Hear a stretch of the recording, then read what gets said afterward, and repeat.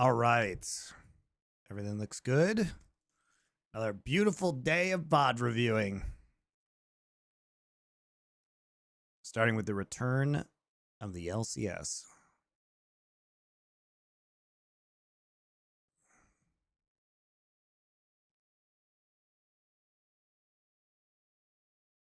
You ready?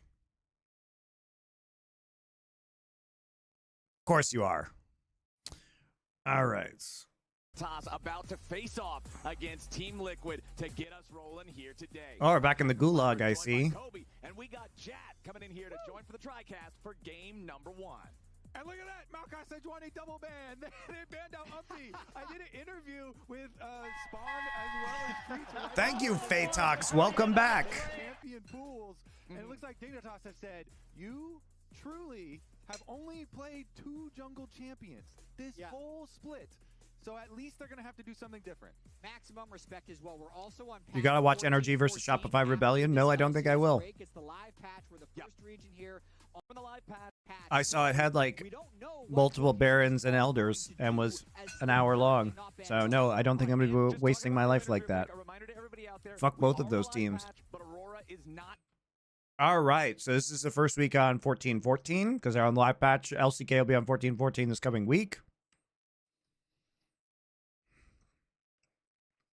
Q mana cost, Pog. You won't be able to see Aurora here today, so just letting you know, that's not going to be one of the things you see new. But we do have these new changes to Corki and Triss. Corki got knocked down by 30 HP. Triss with a couple more in-depth changes. And since those are up on the board, good to put these on in the draft. I like this. Is also serving as a mid lane and Corki's still banned though. Because with Corki and Tristana, you know, taking some nerfs, all of the other AD carries, mid laners and top laners even have been spamming other AD carries. The Sivir as well, the Zeri, the Draven even, the Lucian mid has been played already a bunch, but Chovy has been playing Draven and Sivir mid in YOLO queue. And Corki is banned. I do wonder if this is a pinch for the Oh, we're still picking Trist. Okay. So one thing about Trist, we were talking about this before the show. The original win rate impact of these nerfs was huge. Like 5 to 8%, depending on what ELO band you were looking at. However, if you change your runes, I wonder how well you can actually deal with that increased mana cost on Q. So clearly, they've been running it in scrims. We know pro players are very resistant to drop champions they put a ton of practice on, and it's still first picked even though it was heavily nerfed. Right. Triss picks just failure to adapt to it. I don't know if she's good or not, guys. I know what Jat knows is that she got nuked in solo queue, but this is the first game I've seen post nerfs of her. I haven't seen this series yet. We're also going to see Ezreal locked in for TL. Another one of those AD carries that kind of feels like he can go anywhere. Definitely can. I mean, Quid was really the first one where we're like, wow, we got to respect the mid Ezreal. Yeah. But we've seen across the world a lot of other mid laners also, you know, pick it up since Quid was so dominant with it. And teams the Ivern can play Ben a good frontline support, engage supports. You know, that's been the meta. A lot of definitely can. I mean, Quid was really the first one where we're like, wow, we got to respect the mid Ezreal. Yeah. But we've seen across the world a lot of other mid laners also, you know, pick it up. A lot of other mid laners picking Ezreal mid. Who has been picking Ezreal mid besides Quid?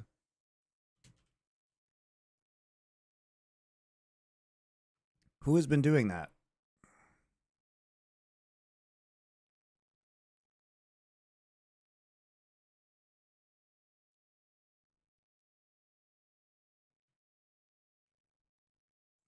Okay, Caps 1 game, VTO, Jackies, and Pool. A lot?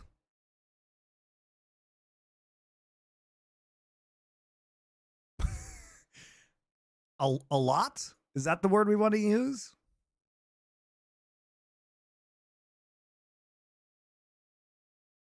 Literally no LPL or LCK outside of Pool Bay, who lost to D+ last week. I don't know what these fucking LCS casters are talking about sometimes, was dude. So dominant with it, and it goes to reason that Team Liquid as well could. Like, just put that name in- some. we've If it's a seen lot, across just the name world, some. A lot of other mid laners also, Who? Pick it up since Quid was A so lot? dominant with it, and it goes to reason that Team Liquid as well could put that into the hands of APA. Yep. But I'm also pretty focused on Ivern. That's or just their some fucking Very nonsense, different guys. archetypes we have here, because I think the Ivern and Braum, if we were to go late game and actually get front-to-back team fights, that's where they're going to excel. But I'll also say Team Liquid has been by far Treats showed up in the his pajamas best team today. at just playing the map and organically gaining advantages. So those little 2-man and 3-man skirmish packs are I just much more disagree with valuable in the hands his of abuse Team of Liquid. the English All right, as we language get into the of a second half lot of the and his bans, it inability looks to like name any of APA them. is going to get that trademark Ziggs banned against him. Meanwhile, Team Liquid taking the Caitlyn off the table, also removing the Renekton since TL has final pick of the draft. They're expecting them to See, have to pick I don't something know. that's generally I would safe use on the Ziggs' word side. a They want to few. remove that evergreen Renekton. I actually love that this draft, like these bans, were called out in the coach interview that we did right before this game, where Spawn was like, "Oh yeah, we only play Ziggs and Maokai and Sejuani. Just ban those and you'll be fine." And Dignitas is like, "Okay, sure. What if we do? Maybe we will do that and see if we GP are ban. fine." What are we trying to play Renekton top I here? really like Dig? this one. The strong champ climb solo queue. Not All right. just that, Cassiopeia is a champion that So this is was a, commonly banned interesting. out with Corki and Tristana dominating the mid lane matchup because of how effective she is into the picks with the ability to cancel out their mobility with her miasma. This is going to be an interesting one. interesting counter She is engage here with the slated Cassiopeia. for nerfs as I well would in not the pick future, so we'll Callista see, short actually, range because into PvE Cassio. That already seems has some incredibly bad. hardcore, for her. So Team Liquid getting in before those nerfs come up. And they are actually going with the Callista. I think the first. Callista Bottom seems lane like shit too. here, It's guys. OG Neil's days, baby. Dignitas trying to remind them when Sven was really at his peak as an AD carry. This guy's had such a I don't know, long man. career, I think but, that Cassiopeia the looks real like a OGs hot will turd. remember his Or not the Callista. Cassiopeia, I am the super Callista. duper hyped for this first game, more so than I thought I was going to be. Sven is, drew a lot of attention for saying that this was a scheduled loss, but as their coach said, that was before the break, and then he said we had a really good 2-week break worth of practice time. So I think this one's actually turning out Like, pretty doesn't hype after Cassiopeia the, just draft. fucking hard counter? Man, I'm not gonna lie. Callista I counter I did Cassiopeia. not- Veigar no, V2. not here. They Hello. have no Really? AP damage How? on this team whatsoever. Doesn't It she is get so easy to grounded? itemize against these guys. Oh, Jax is gonna have a field day. Just pray to your Lord Dominic. I'm not familiar with this. And I'm Lord just Dominic, your spitballing. regards. The Ivern shield props for magic damage some of the time. I respect the fact that you can say this with a half straight face. The Like that- Gnar 3-hit passive is also magic damage. Have you seen the Lichbane Iverns in solo queue? Because Cassiopeia can't focus while playing versus Callista because the Callista pick is so bad that Cassiopeia can't do anything but laugh. Oh, you were trolling me. Okay. Okay, Veigar V2. I see. It just seems terrible. I don't know. It just seems super bad. It seems super bad. Like, Tristana and Callista seem super bad into Cassiopeia. Like, the amount of disengage, even Gnar, dude. Like, it seems incredible. The Callista seems incredibly terrible here. kind of specialty picks here. I too. thought We I mentioned actually got APA baited by you, is one Veigar. I of thought the I was like original missing something, but Cassiopeia spammers for solo queue. Yeah. probably In fact, worst obviously ADC has versus a World Cassio. Championship Yes, spin on it just Jax. seems like you eat And the every Gnar matchup twin is fang super fun and you here, can't so, move. Really excited for this one to play out and get back into some LCS games. I'm just so happy that You- we're that was a back. good I troll, wanna see Veigar. how Team That was a good Liquid's still troll. gonna be competitive. I thought I was Us going is gonna crazy. think that's a bad team, right? Let's see if he can make him eat those words. Oh man, yeah, the mid lane matchup's pretty fun too. So of course You the did a Tristana great nerf job trolling. That did kind of plummet the win rate for solo queue were the mana nerfs. Oh, we got the OG Crumbs Phoenix skit. Notice how exactly 0 of these people are on the LCS anymore. That was a good bit. I miss them. I miss all those 50 guys mana on the queue now, LCS. used to be 0. I would also say I think they that just picked previous Callista to hoping the to stomp nerfs, bot side APA with was the Ivern. better Tristana than Yeah, I Vincent, mean maybe, but as far as how do you individuals on the kill? I mean, I don't think they can champion. kill the Leona or the We'll Ezreal. see how well So the Cassiopeia can scale here, and how well he can use his miasma to avoid the Monty went through every scenario like Doctor Strange in that one Avengers movie trying to figure why Callisto was good at the cast. Dude, I did. Veigar's much better. Veigar's much more knowledgeable about matchups than I am. So I was like, am I wrong? I was not. Seems complete shit. Cassio pick actually low-key very good. We have seen this banned only in LCS because of quad. But interesting time. So we're looking for reset compositions here. Pretty good with Dot into Viego reset, you gotta say. They do have Iron Brush synergy with Tristana over here, but like they can't move versus the Cassiopeia. So the Cassiopeia feels like super good. Harassment from Tristana. Tristana always looking for those rocket jumps to get on in there. And we'll take a look at the Jensen runes. Have a good evening, to see if Veigar. we can do anything about the mana. Yeah, and Jensen didn't take any runes to help his mana. He's very almost standard pre-nerf. Maybe he played Cass and solo queue too. I mean, yeah, he plays any weird ass mage apparently. And then his secondary tree is conditioning and Bone plating. Bone plating. So he's just gonna have to manage with. Okay, we are going to see a lane swap here, so it's going to make the Callista even more useless. Well, yeah, we have a lane swap as Licorice is now going to see Yon coming out of the brush. Core JJ won't be there in time to try to lock him up. Why do they say Yon? It's Yun. Impact will be the one down here in the bottom Yun. side dealing with this Ven and Isles 2v1. Yeah, I think Callista Braum is just way too scary for them. They do not want to have to deal with that lane, so Impact just trying to walk up, get some level of XP. For Team Liquid. Okay, weak side start. It's a good start actually for Viego. Swap though. The important part is the deep ward that he gets in there to get the vision. So always so much different. No, it's going to be regular jungle. Okay, Ivern might be covering top side a little bit here. The important part is the deep ward that he gets in there to get the vision. So they're going to see Ivern finishing up on the blue. As much as I hate NA, it's nice to see something different. It's a good pick here. Like I think it's like legit super strong. Okay, Umti making his way in as we saw Impact, a good combination of Counter-Strike combined with some quick moves there. Did we actually get different runes? Hold on, guys. Did we actually get different runes on Tristana? Let us see. Give me a moment, guys. What week is this? No idea what week this is anymore. Week 4. No. Week 3. It's not week 3, though. It's week 4. Oh, man. This has not been updated. Volunteers, why are you not updating this? Now I have to go to the dreaded lolesports.com.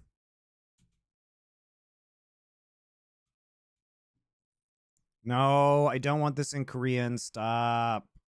No, I don't want to sign in with my Riot account. English, NA. VODs, LCS. Dignitas TL.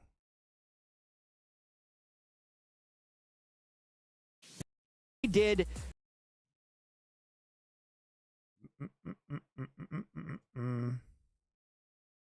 Wait, is this supposed to be runes?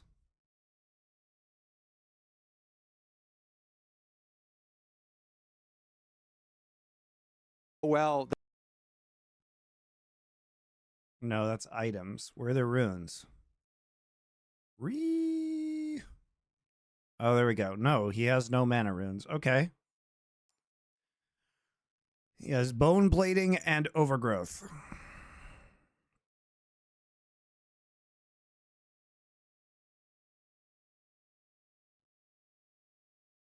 Mystery solved, finally. They're sidestepping. Spica's already got his full blue side, though. Picked up all of the camps, and so Spica's coming over to help with the possible dive. The ward will see. Down in bottom side, Impact already used the flash. Isles and Sven trying to see if they can make this dive happen here. Impact going to be eating a lot of. This should be really easy to kill. Isles has to flash away to try to Wait, stay what? alive. Sven going to flash now. Down in bottom side, Impact already used the flash. Isles and Sven trying to see if they can make this dive happen. Impact used the tech of lol, just stand there. Here. Impact going to be eating a lot of damage at the start. Isles has to flash away to try to stay alive. Sven going to flash now too. That dive was he literally just stands there. not what they. No demolish on Trist. Yeah, that's interesting. You know, having the bone plating, I guess, for the extended trades versus Cassiopeia, maybe. Top lane the other way around. It's gonna work okay, out, then. and it's gonna work out well. It's first blood.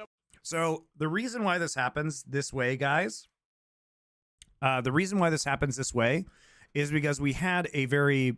So basically what happened was Dig was not ready for the lane swap. And so they started jungling strong side, right? They started jungling strong side. Whereas they, on the other side, you see TL jungling weak side. And so this means there is no jungler to dive here. So I guess, you know, at level 2, because of the timing of the wave, it was a third wave push. Bind with some quick moves at Clears here with the Back there. Because it was a third wave crash, or was it a second wave crash? We're going to find out. Third wave is coming in now. see Ivern finishing up on the Third wave crash. So he actually doesn't take a lot of damage there because of Counter-Strike, and he's able to get to level 2 because it's a third wave crash. But I'm actually surprised Dig third wave crashed because they don't have a jungler, right? He's already got his full blue side though. And Impact actually gets level 2 here, I think. He flashes, and then he gets level 2, because you can see how close he is right now. The possible dive, the ward will see. So he gets the stun off here, and he resets the Braum passive. So now they have to try and hurt him underneath. And he has Q, so he has... Interesting. So I think the mistake, though, is that you want to not third wave crash that. I think what you want to do in this scenario is try and hold that wave as long as you can, because your jungler can't be there, and try and get your jungler to reset and come bot. And that looks just like coordination difference. It's a 3 versus 2 dive and a 1 versus 2 dive. Impact, crucially, just off screen, got level 2 before Dig could make that dive happen, gave him a lot of extra durability, and he gets that entire wave experience. This is actually huge for Team Liquid. This game should be easy mode now. It doesn't look like Team Liquid's going to be... Did Braum miss Q in that dive? I mean, I don't think it would have helped. I think he did hit Q. I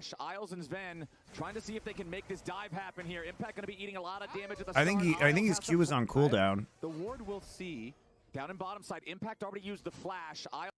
There's no cooldowns up for Jax. Trying to see if they can make this dive happen here. Impact going to be no, it looks like he got it. Isles has to flash away to try to stay alive.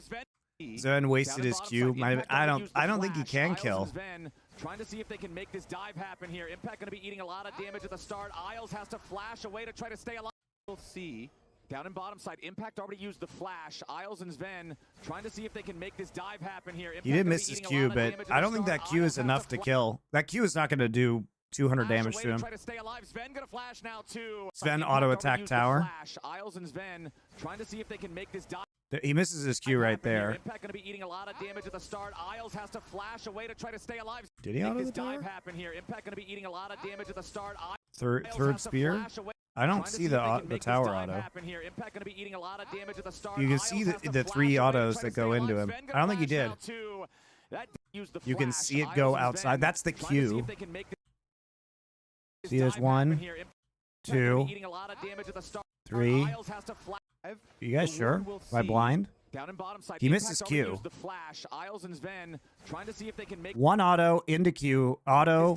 Q. Auto. Auto. He doesn't miss an auto. That dive was not what they wanted it to be. Now, but I don't think if he, I don't think he hits Q anyway. It's gonna work out well. It's first blood over to Yawn. And that looks just like coordination difference. It's a 3 versus 2 dive and a 1 versus 2 dive. Impact. But really, this is about jungle pathing and when you crash the wave, guys. Like Kalista Braum, obviously very strong in the early levels, but Impact's ability to just get the soak XP there is really huge. Does Nar dive? He TP's back top? Yes. Damage at the start. Isles has to flash away to try to stay alive. Sven gonna flash now too. Because if you look at this situation, so Licorice, like, they're trying to cover the dive, but Nar is very weak to dive at early levels, and there's just too much hard CC. It's actually super silly that he walks up under turret like that. It's a 3 versus 2 dive and a 1 versus 2 dive. Impact, crucially, just off screen, got level 2 before Dig could make that dive. Never mind, he TP'd. He does TP, but it's because, so the reason why he lives is because Jensen has pressure and comes top. Otherwise, they'd probably just re-dive this, in my opinion. Because MT still has flash. Yawn also still has barrier. So Jack, Level 1 Ivern Shield does not save you from a 3v1 dive. We learned that burst damage. The level 1 Ivern Shield did not overcome the dive on the top side. I do think, So though, this is that a tale it's very of two dangerous for him to TP if that Tristus is moving. Oh my god.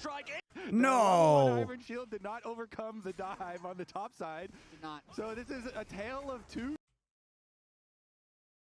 Team Liquid dives! Impact jumps right back in and scuds him up here with a counter strike. It is enough for the extra minions. Dignitas, what in the hell are you doing? Ah! Why did he die in mid, too? For Impact. Mid lane 2. 3 solo kills for Team Liquid in the first 4 minutes of the game. Guys, I was told that this was a scheduled loss. We're right on schedule, Kobe. We are right on schedule in the first 4 minutes of this game. Sven was not lying about that schedule, because the whole map, literally everywhere, every square inch of Summoner's Rift is TL favored. Now, So he hits him with the Q.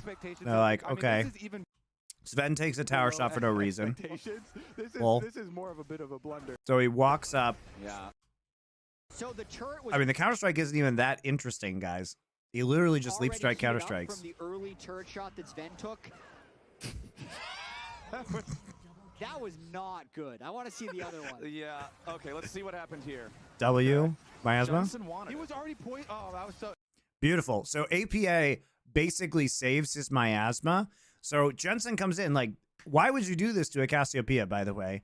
APA So basically he can't reset, and now he's grounded and he has to walk out, right? He can't flash. poison him. So right as he jumps in, he just murders. That, to me, that just feels like Ah! Jensen not knowing the DPS peaks of Cassiopeia at this stage in the game and taking a death for it. I finally rewarded for how many times in Champs. Let's see what happens. It was already heated up from the early Yeah, Sven turret should have shot cleansed. that I Sven agree took. with you guys. If Sven cleanses, I think they may get that kill.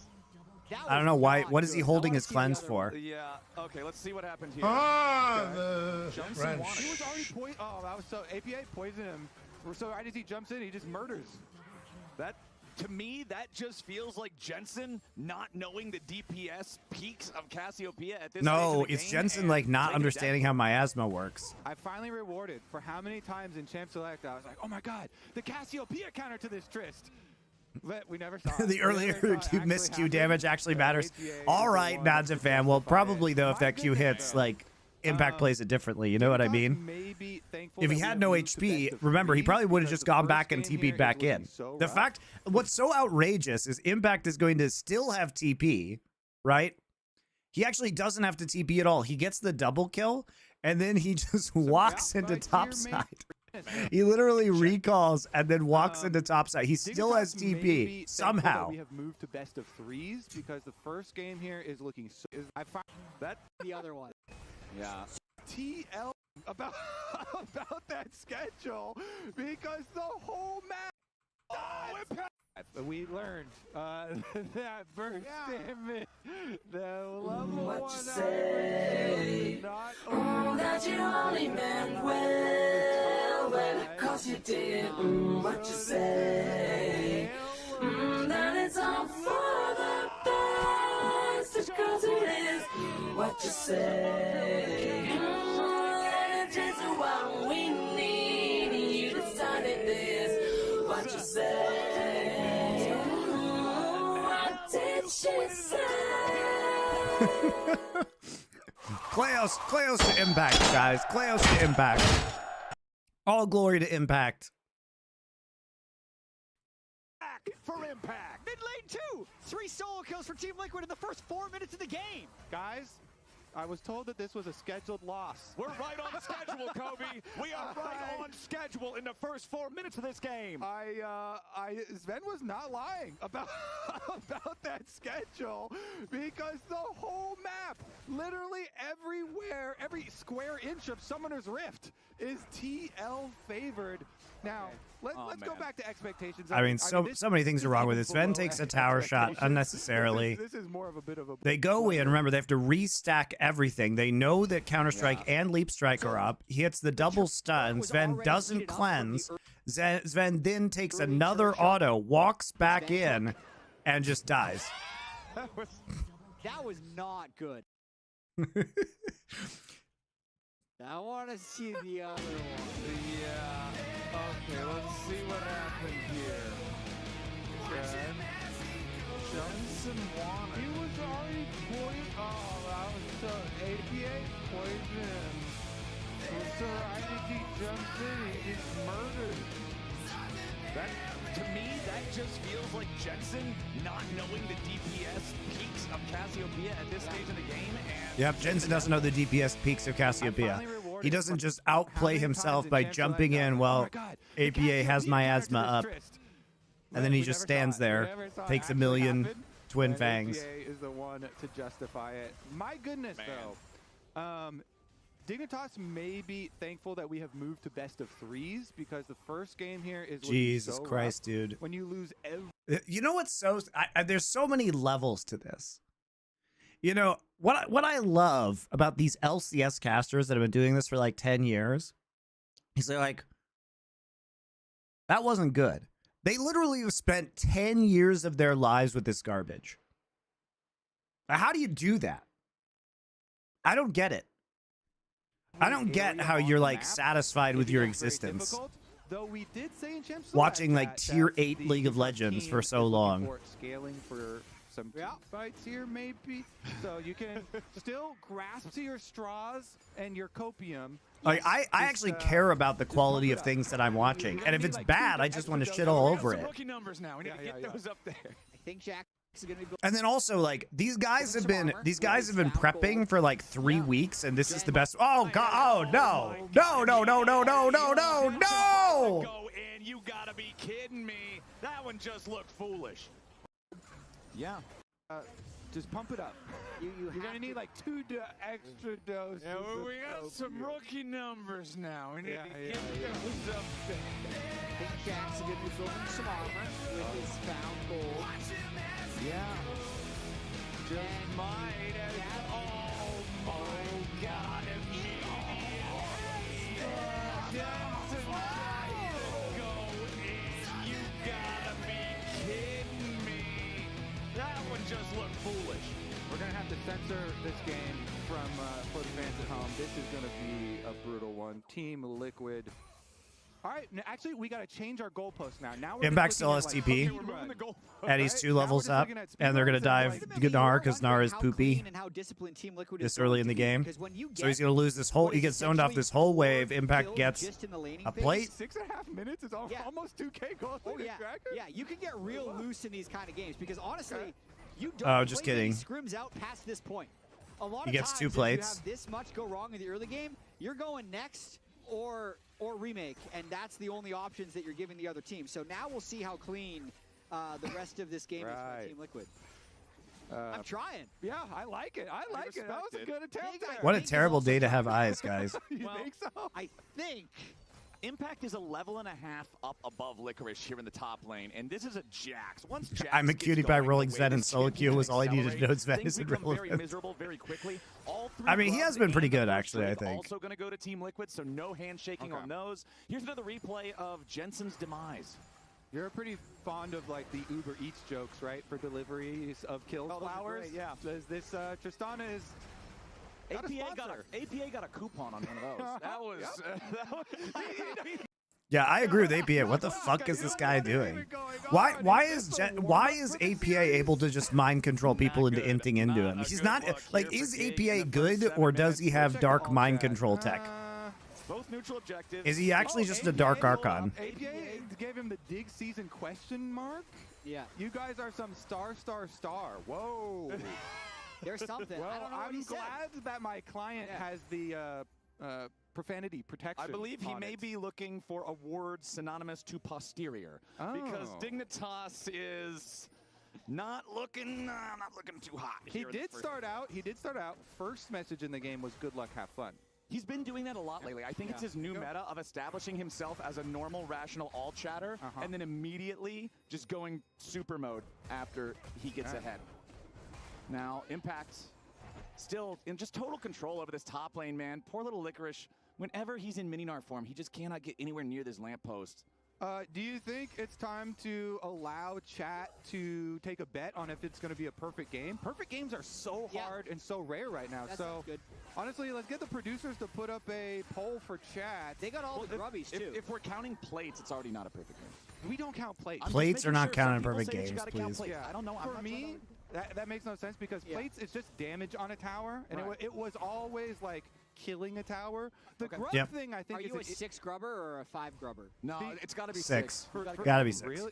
Oh man. Honestly, I'm with you guys, but we have to realize that makes a perfect game way more difficult. No, So? I know. Way more difficult. I agree. It's way harder to get one. I do believe that plates shouldn't count. I'm with you on that. But I feel like if you give away even a single grub, that's not perfect. You got to have all 6. Agreed. It's control of Can all we allow objectives. the chat to like bet some points on this game too, like channel Yeah, points? Chad and loves stuff? to gamble. That would be nice. Oh, Because- no. Licorice. He already Oh, popped the Mega French. Impact pops him like a balloon. Nars. 6-0 Team Liquid. It's the 3rd solo kill of the game for Impact because he's killed both Sven and Isles. Those will count on solo kills. He already won Player of the Week in the last week of LCS before the break.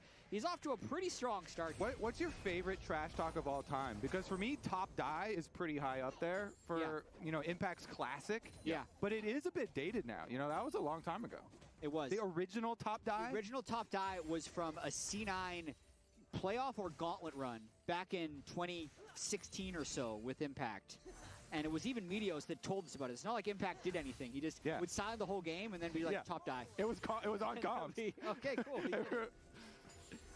I wonder if we get. Yeah, that's probably what the comms are like right now. You know, Impact's like top die, and then APA is like mid die, and then pop. Watch out!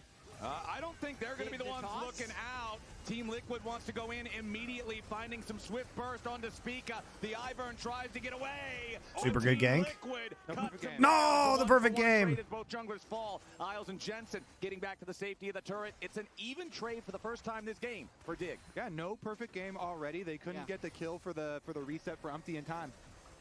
58% of chat apparently said no perfect game. So they did get the poll up and we got the results. Just in time. What's your next one? You need to think of a next one. Next Now one this is going game's to be, how about this?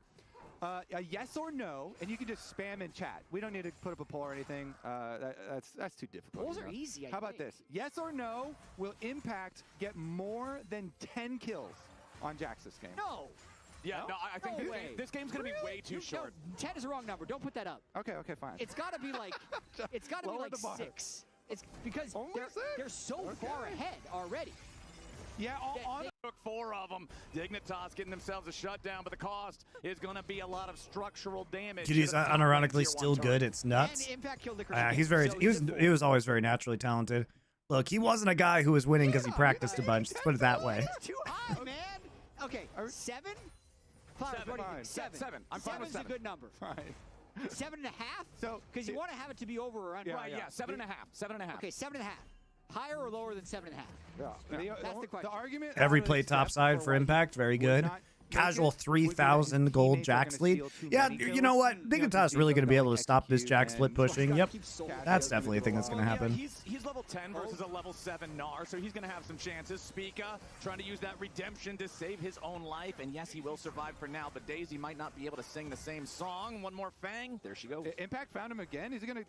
Oh, look at that mini map. Look at that mini map. yeah. Impact's out of mana. Impact's out of mana. So it's a lot harder for him to make this I don't happen. think The that mana matters. Gnar Look at also about to Viego. proc. Viego's Licorice going in for revenge, but he ain't gonna find Umpty it just- because Umpty came to ruin the party. Dude, give it to Impact. There you go, just looking for it. He flashes for it. You should give it to Umpty, to be fair. Like, you need him to like be strong and get resets in these fights. Show him you can play more than Maokai and Sejuani. Get those kills off Diego. We'll do like a spicy chip bet or something on this. Yeah, you clearly think it's over because you were setting it at 10. I'm Team Impact Yeah, here. I'm you Team are. Impact for Okay. sure. Umpty's a little thief. That's perfect grubs, by the way. Well, I didn't know these games were so shit. Easy peasy. Impact uses flash. For Like, that I as thought well, this would and be then like the best game this week, guys. How rich is he? 6,800 gold. Licorice has 3,100 gold. So in terms of individual gold leads in this game, it's a 5,500 gold lead for TL. Impact is 3.7k of that. Everybody else has, you know, a modest lead of, you know, 700, 500, 300. Impact is almost 4,000 gold ahead of Licorice. Licorice at 0-4-0, I believe. Shopify versus NRG was worse. Yeah, well, I expected it to be worse. Overall gold view here on the scoreboard. I want to see if Licorice has less money than Isles. Oh, he has less money than Core. He has 300 gold more than Isles. Okay. Okay. Yeah. So, remember team fights though, maybe? Okay, we'll take a look at the replay instead. All right. Licorice has no options here. There's no reason Spica should ever come up top lane just because it's not like the 2v2 of Gnar. That was the one we missed on camera. Yeah, that was one. Like, was like, I'm so fucked. knows what kind of game this is. There's nothing Licorice can do, by the way, guys. Bubblegum. There's nothing he can do. He's just fucked. Yeah. He's like, haha, my bot lane He fucked had me. flash, but it wouldn't have been worth using. Haha, my bot lane They would've fucked chased me. him down anyway. He was so far away from his turret. Haha, my He's trying to jungler's save it for pathing that fucked one me. Mega Gnar possibility if TL does something really foolish. Oh, here we go. Total gold off to the side. So Isles is still the poorest player on the map, as you would expect from the support that's on the team that's really behind.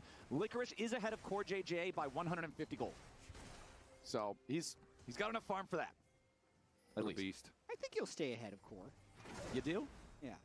I would. Yeah, take he that. does have to take the risk. Agreed. We got too many points going. The only way he can get, like, I mean, he's down in 2 levels as well, so he has to get at least I think XP. we only have one dedicated pull to going this. at a time. Well, that's another Drake going the way of TL. So they get all 6 grubs. They get the first 2 Drakes. We're all trying to profit off of Dignitas's loss here. We're like, how can we leverage I think what's so funny about this game is that we haven't even really gotten to the bad part, which is where Kalista tries to team fight against Cassiopeia and can't. The rest of the team for Team Liquid is 4v5 here. Yeah, Core JJ down to about 1/3 HP. They're going to find the kill on him. Nicely done. Jensen picking that one up, and now Umpty's All right, now we're just inting. Well, the rest We're of just the team inting? for Team Liquid is Hey guys, what do you think? What do you think? Should we fight 4v5 in their here. jungle versus Daisy with a Viego reset comp when our super fed Jax and our Cassiopeia, which is our core pick into double ADC, isn't there? What do you guys think? Sven makes it a 3-for-0 trade for Big Dig. Colossus, the 4v5. You got a little bit too lazy here. They were so far ahead. Have the Gasters said anything about Cassiopeia and Callista? Because, like, that's the first thing that comes to mind to me. 78% of chat said Impact over 7.5. Yeah, so they're with me. 4 out of 5 of people are with you. I think the chances Casual 3v5 all in. Is a 3v5 all in without your super strong champs? If the Dig coaching room has our audio they're going to agree with, they're furious that Team Liquid just did that. Yeah, that was super shit. Did they say anything about the Callista? Out with Corki and Tristana dominating the mid. Slated for nerfs as well in the future, so we'll see actually, because PBE already has some her for her. So Team Liquid getting in before those nerfs come up. And they are actually going with the Callista for Sven bottom lane too. It's OG Neil's days, baby. Dignitas trying to run his Callista. I am super duper hyped. As their coach said, that was before the break. And then he said, we had a really good 2 years. All right. Gnar's 3-hit passive. Your regards. The Ivern shield props for magic damage. Fine, honestly. Okay. I think this one is pretty hyped. Though on the side of Team Liquid, What kind of curse? Do we do any comp analysis here with 2 analysts? And it's gonna be fine. Honestly, I think this one is pretty hyped. Though on the side of Team Liquid, some kind of specialty picks here too. We mentioned how APA is one of the original Cassiopeia spammers for solo queue. Yeah. Impact obviously has a world championship skin on Jax, and the Gnar matchup is super fun here. So really excited for this one to play out and get back. Made them reach this new level and These guys, they'd love to be able to be the I just don't understand why we're doing Just no on game the nerf analysis that, here. That did kind of plummet the win rate for solo queue, where the mana nerfs, 50 mana on the queue now, used to be 0. I would also say that they do a lot. Well, yeah. What? And then they didn't. You do? yeah. I would take. Well. Oh, here we go. Total gold off to the. Come up top lane just because is going back for Chewing my one. bubble gum. Trying to save it for that one Mega Gnar possibility if TL does something really I foolish. just don't understand why we Here haven't go. talked Total about gold off comps to the at side. all. So Isles is still the poorest player on the map, as you would expect from the support. Maybe I missed it. On the team that's really behind, Licorice is ahead of Core JJ by 150 gold. So he's got enough farm for that. At least. beast. I think he'll stay ahead of Core. You do? Yeah. I would take that bet. We got too many points going. Like, have they been told not to analyze? I don't understand. You got like LCS, an think we LCS only have bookie one. dead here. We're like, how can we? Team Liquid is 4v5 here. Yeah, Core JJ down to about 1/3 HP. They're gonna find the kill. It's a on him. 3v5. Nicely done. Jensen picking that one up, and now Kobe Umti's working about on to his drop to a counting. double kill back to the Tristana for Jensen. Jax is not there, to be clear. They have no TP on Cassiopeia, so like, why do you take Drake and then all in? Like, literally here, if you're Team Liquid, you absolutely can just go Drake directly into Herald. You need to fight with your carries that are actually ahead. Like, so this gold advantage is 5,500, right? 4,500 of that are Jax and Cassiopeia. They're your most ahead players. And you just fight a 3v5 without them. We need to get like LCS, an LCS bookie dedicated to this. Well, that's another Drake going the way of TL. So they get all 6 grubs. They get the first 2 Drakes. We're all trying to profit off of Dignitas's loss here. We're like, how can we leverage this into winning a bet? Okay, well, APA is going to have a lane to push by himself, while the rest of the team for Team Liquid is 4v5 here. Yeah, Core JJ down to about 1/3 HP. They're going to find the kill on him. Nicely done. Jensen picking that one up, and now Umti's about to drop to a double kill back to the Tristana for Jensen. Hard trolling here by Team Liquid. Trade for Big Dig. Colossus, the 4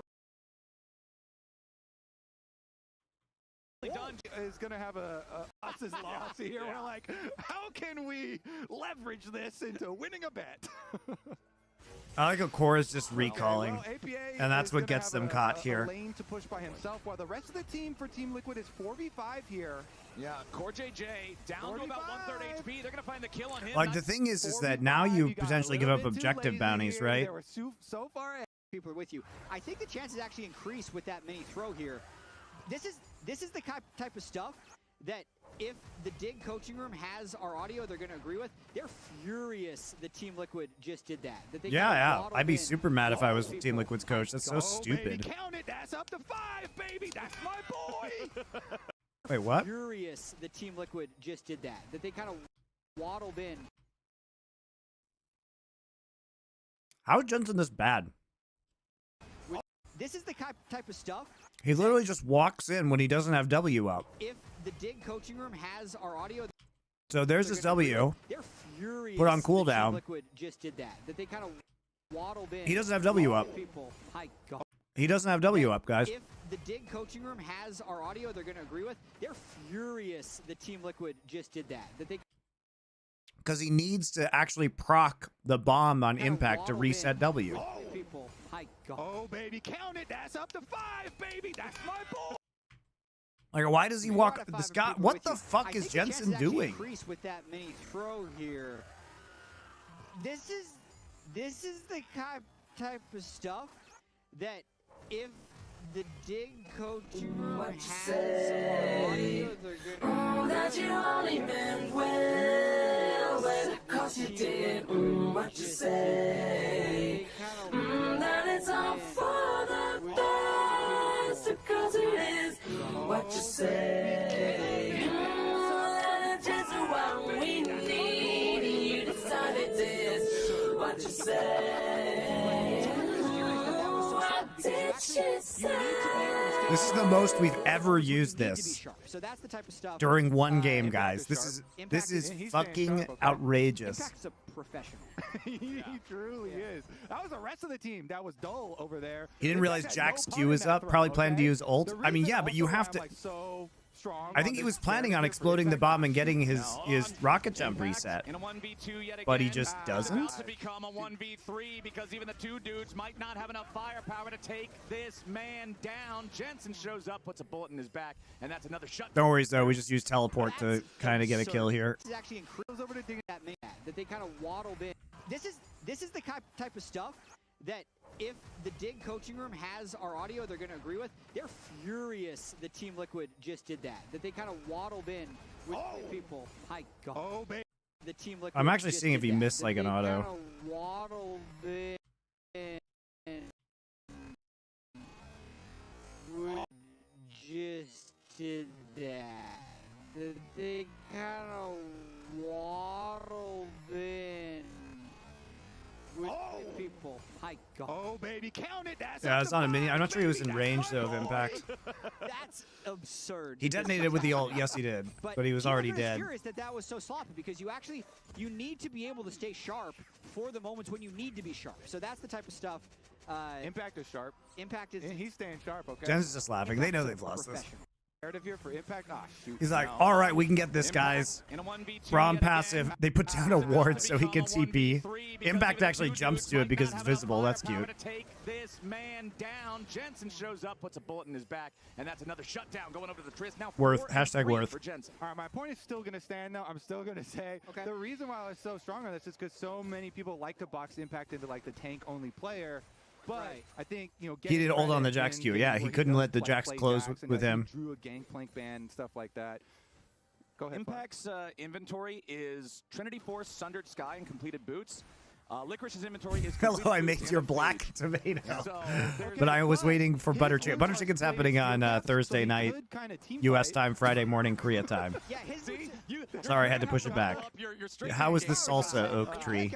The fire roasted salsa. Was it good? That's why he doesn't have the rest. Oak Tree is a Korean guy making my food from my cooking. Impact here, honestly, I think if they didn't bring in Jensen, he actually survives. That's like Impact has got, like, you know, he's wearing also Gucci. He's got a fat watch and he's got a big old chain. And Licorice is like, my shoes are cooler though. No T2s to lose. We have no tier 2s to lose. They're going to come back. They can't get gold. That's smart, honestly. Looking on the bright side of life here as the Rift Herald ready for a charge. So isn't this a tier 2 though? Kaboom. No, he says we can't lose tier 2s if we have no tier 2s to lose. That's what he says. He's joking. Maybe, I don't know. Maybe he's just saying we're not going to lose any more tier 2s. Right. Well, hey, if you're Dignitas, you're still doing better now than you were doing 5 minutes ago when you were actually down more gold. So listen, I'm not going to say this game is winnable, but it's more winnable now than it was like 10 minutes ago. Jensen's gotten a lot of gold. Yeah, Jensen trying to flash in there for the follow kill on Yawn, who is completely out of mana, so the Tristana would run him down, if not for Impact showing up with the TP. I'll say it's winnable because there are the maximum number of objective bounties available to Dignitas. Every enemy tower is still up. They could steal a dragon, you know? They could steal a bear. They need to steal a Drake, get a couple kills, clear the outer turrets before the objective bounties fall, and then it's even. And then they have better strength. A shirt builds into Spica trying to finish the job. Licorice. That was a laning phase has gone bad, and I'm trying to get a kill type of flash as Impact once again making Jensen and Isles this time look a little bit silly. Impact trying to get back away as Jensen's going to find the stun into the explosive detonation, but this time it's APA showing up to keep Impact safe.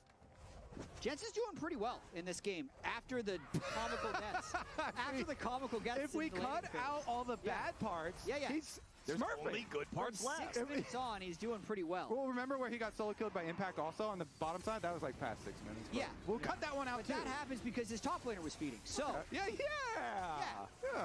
It is grim, but I can at least, if we're zooming out a bit, see the idea of what Dignitas' team composition was supposed to be. Because when he had Trist in a side lane with Braum protecting him, it is very difficult for even a super fed Impact to actually get on top. Oh boy. Sven wants to get away from this one, but Impact's still in hot pursuit. He's starting to look like a pin cushion right about now.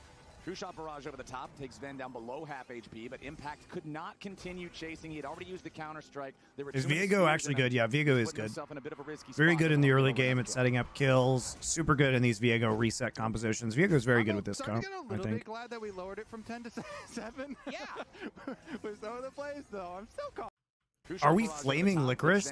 This is not, dude. Licorice got fucking trolled by everybody on the map. He could do nothing in this scenario. He was putting himself in a bit Dude, his bot lane sent him a fucking Jax that had 2 kills and was 2 levels up on him.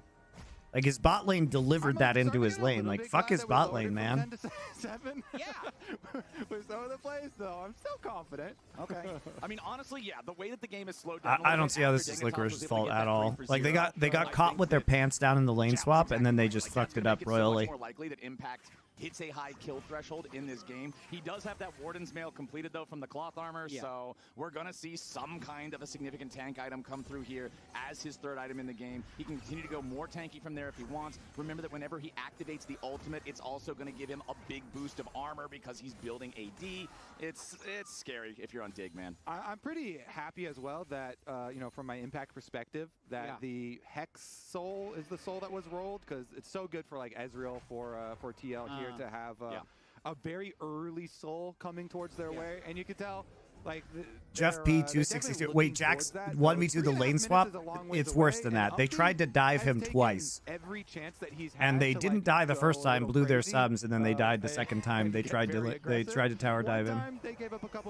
And the Jax got all the XP as well in the lane swap, so he just ended up 2 levels up. And then they swapped back into normal lanes, and Licorice just had to fucking deal with it. They're about to start it up. Jensen was going to push bot lane, but he needs to recall because he's got teleport. He's got teleport. This is the fight to they're just go. Gonna, I think it's theirs. I think it's dead. All right, well, Team Liquid's trying to burn it. They got it down to about 2/3 right now. Core JJ is going to try to run interference here as Isles, Spica, and Sven all try to step up. Now Team Liquid immediately peeling off, ready for the team fight against Dig as Isles is forced back. Daisy trying to keep Team Liquid back and away, but it's Core JJ. Why are they going in? First. Licorice jumping in with a Mega Gnar, finding APA. Cassiopeia is they can't go in on that. He's going to turn the fight right back around. Never mind, Jensen grabbing another one. Grabs the shutdown back on APA. Team Liquid's lost 2. Dig singing the same song. Impact. Yun just cleans this up.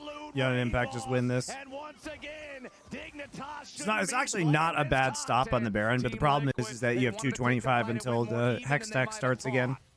And he used a bunch of sums. Really good result for Dig there. Their jungler stays alive. TL doesn't get the Baron, and they get.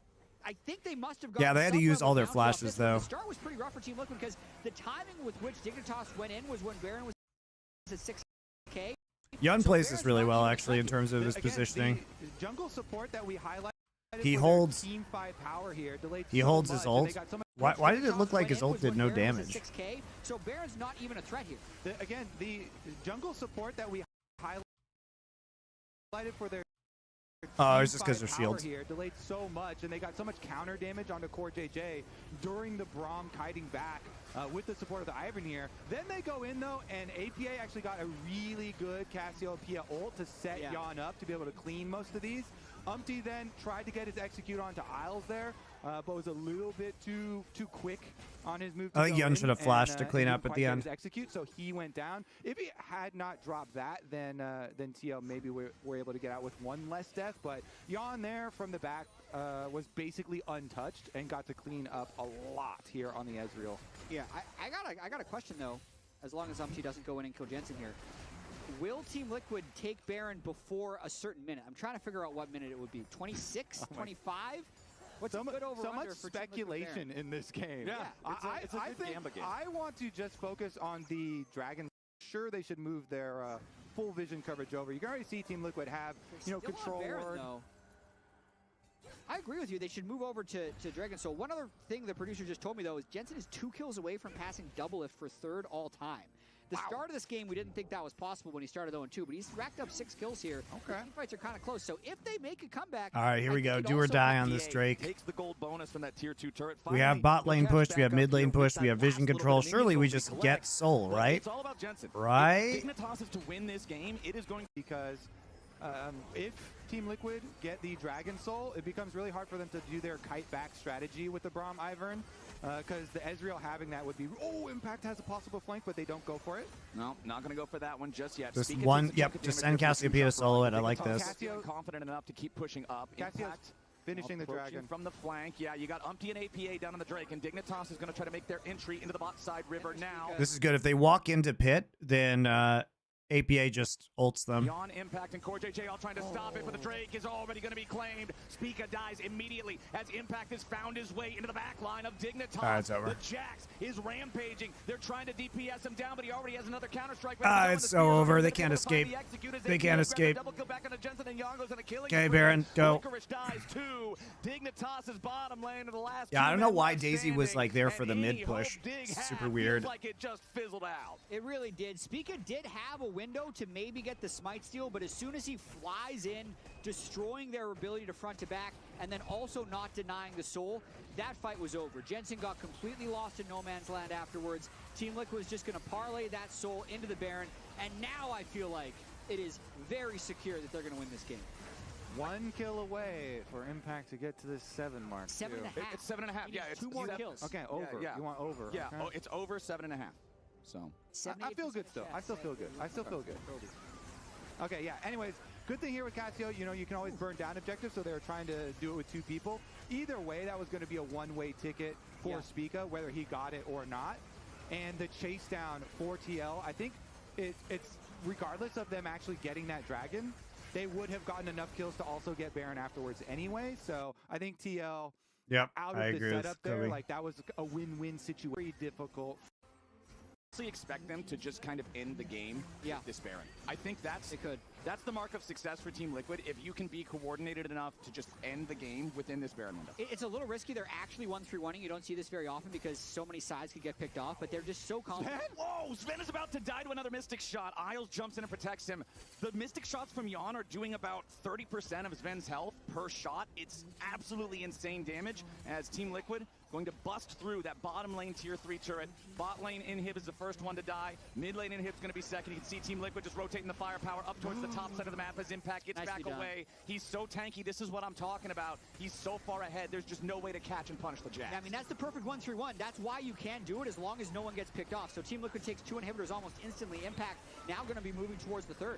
All right, Impact trying to take care of that last remaining inhibitor up there in the top lane while everybody else engages in the 4v5 against Dig. Daisy's about to die in a true shot barrage. Sven has to save Isles here with the onset, but immediately a counter attack as APA has to go golden to stay alive. Now Umpty's looking to possess a body as APA drops. Licorice is in the middle of everyone, but not any longer. He's already back in the fountain the wrong way. Spica tries to get out, but the helicopter has landed. Impact grabs the kill on Isles. He wants to get Jensen, but he ain't gonna find. Not gonna be putting in the AJ! Wow, what a terrible day to have eyes, guys. Oof, that was a rough one. That was awful. That was some awful League of Legends. We just need to see a I mean, outside of the stupid fight that Liquid took on that Drake, though, they played pretty well in the circumstances, but it was made very easy for them. It's another APA special. You guys thought it was just the Ziggs and then the ASOL and then the Trist and the Corki. Well, Casio is actually his 5th most played career. One is necessarily tilted because they all had but sides that were still sometimes an indictment of teams. Oh God, please no more Jensen. Maybe feel like the nerfs on. Please no more. What are we doing? We're just gonna play the same game again? Dig did not. Why are we opting into the same game? They're like, oh, we won't fuck it up this time. Mid-game team fights where they were almost going even with TL. Pivot we see TL was feeling pretty good about that. So I don't understand why TL just doesn't play Cassiopeia again. So far. Philios player in Like if Dignitas was just opting to playing Callista into it. Wait, what? This is another one of those weird quandaries though, where when you do have a player who's as comfortable with Ziggs as APA, you might just want to keep it in the mid lane, especially with Viego in the jungle. But yeah, that is a no ban coming out from TL or a miss ban. They must have missed it. Yeah, I'm sure we'll get confirmation. Mid lane. Spawn looks pissed. This is another one of those weird quandaries though, where when you do have a player who's I've called what does he say there? It. Obviously, let's lip read. Also from Tactical on IMT as well. This is another one of those weird quandaries. He says ban something. Though, where when you do have a as well. This is another one of those weird quandaries though, where when you do have a player who's as comfortable with Ziggs as APA, you might just want to keep it in the mid lane, especially with Viego in the jungle. But yeah, that is Look at Spawn's face. a no ban coming out. Look at Spawn's face like fuck my players. Yeah, I'm sure we'll get confirmation if that is a confirmed no. One of those it doesn't quandaries though, where when you ban Callista. Yeah, I think it probably was ban Callista. As APA, you might just want to keep it in the mid lane, especially with. Look at Spawn's face Viego though. In the jungle, but yeah, that is. It's like. Look at his eye, right? Look at his no face. ban coming out from TL or a sure they must have missed it. Yeah, I'm sure we'll get confirmation if that is a confirmed no ban from Team Liquid. Whenever that happens, I mean, Jat, you've been in those situations where there's probably a little bit too much chirping. I mean, that's just a mistake from Team Liquid. They missed it. So either they were indecisive or decided that it Only Spawn's a dad, so only a dad could not get super angry in that situation. He's like, fuck these kids. That's what he's saying on the inside. But he keeps it under control. Yeah, a ban, especially on second phase. That's dad powers right there, guys. They just weren't. They were just indecisive. So Yeah. well, let's just see what they end up going for. Pick Emily. And Raz, it seems like Dig are also thinking, oh, you might flex that Ziggs bot because we also see the Azir ban coming out. Depending on what's still available on the other side, as we see Sven hovering. Renekton seems ultra dog shit into Braum, Ivern, and Tristana. How do you ever gap close? Almost certainly. I mean, sure, the last game from Licorice was a bit of a disaster, but you would want to see them into the Renekton. So it's actually, we're choosing between the first 5 minutes of it was played from Dignitas. Yes, they were completely screwed by the lane swap. Yes. Yeah. And their execution of dealing with the lane swap. So they think that would be an easy fix. Team Liquid's champions are also basically completely different throughout the rest of the team. And 1-game winning streak of top, so he's got to run it back. It's also, yeah, just something, obviously, we did see it in the show match, something he's super comfortable on. Really? Are we going to play Kog'Maw Leona? Surely not. I mean, TL Yeah, and back on his... with this. Honestly, guys, it's probably better to put Ziggs in the bot Also, lane here, Dignitas but obviously like if locking. I don't know. I think because you have Renekton and Viego, you can actually run Ziggs Cassiopeia here. I think you R5 Cassiopeia. In almost the exact same draft with just the Poppy top. I think with better early game scouting and kind of anticipating that the swap is going to come through, not going for some of those dives on bot, they're relying on their execution to be a lot better. Like Ziggs Leona, Cassiopeia mid. I think you do it. Join me here. Close. At early levels is much better at dealing with it. Licorice here, I think, with a good adjustment. Yeah. Dignitas not fully going back down the same road. Meanwhile, APA opted for the Ziggs with it not being banned this time around. Yeah. So he does get his primary. Well, actually, I would say it's the secondary one trick because he chose Aurelion. Dignitas passes CLG for fourth most of any org. Wow, they played a lot of games. What's their win rate? Oh, we got a lot. 35%. Ooh, what do we got? Okay, GLHF, you guys don't type.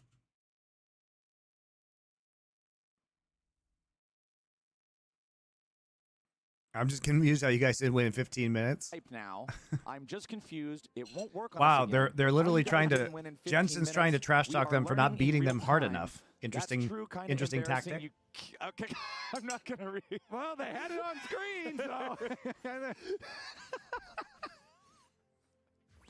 That's if you read it, you read it. But the important thing is I never said it. If you know, you know. If you were here, then you know. Yes. And we'll never. You had to be there. We'll never speak of it again. But everybody here, chat, I see you. This is our secret, okay? Nobody ever repeat that. Nobody Right. say anything. We were all here in this one glorious moment together. Yeah, and that's what matters. That's gonna be something that we share forever. And Dignitas. Just a part of us from here on out. Dignitas. Have you seen the new induction stove from Impulse? No, I have not. I've never used an induction stove. Looming in their minds here in game number 2, where we do not have the. If Dig gets to count Clutch Gaming, they get to count Clutch Gaming's games? Really?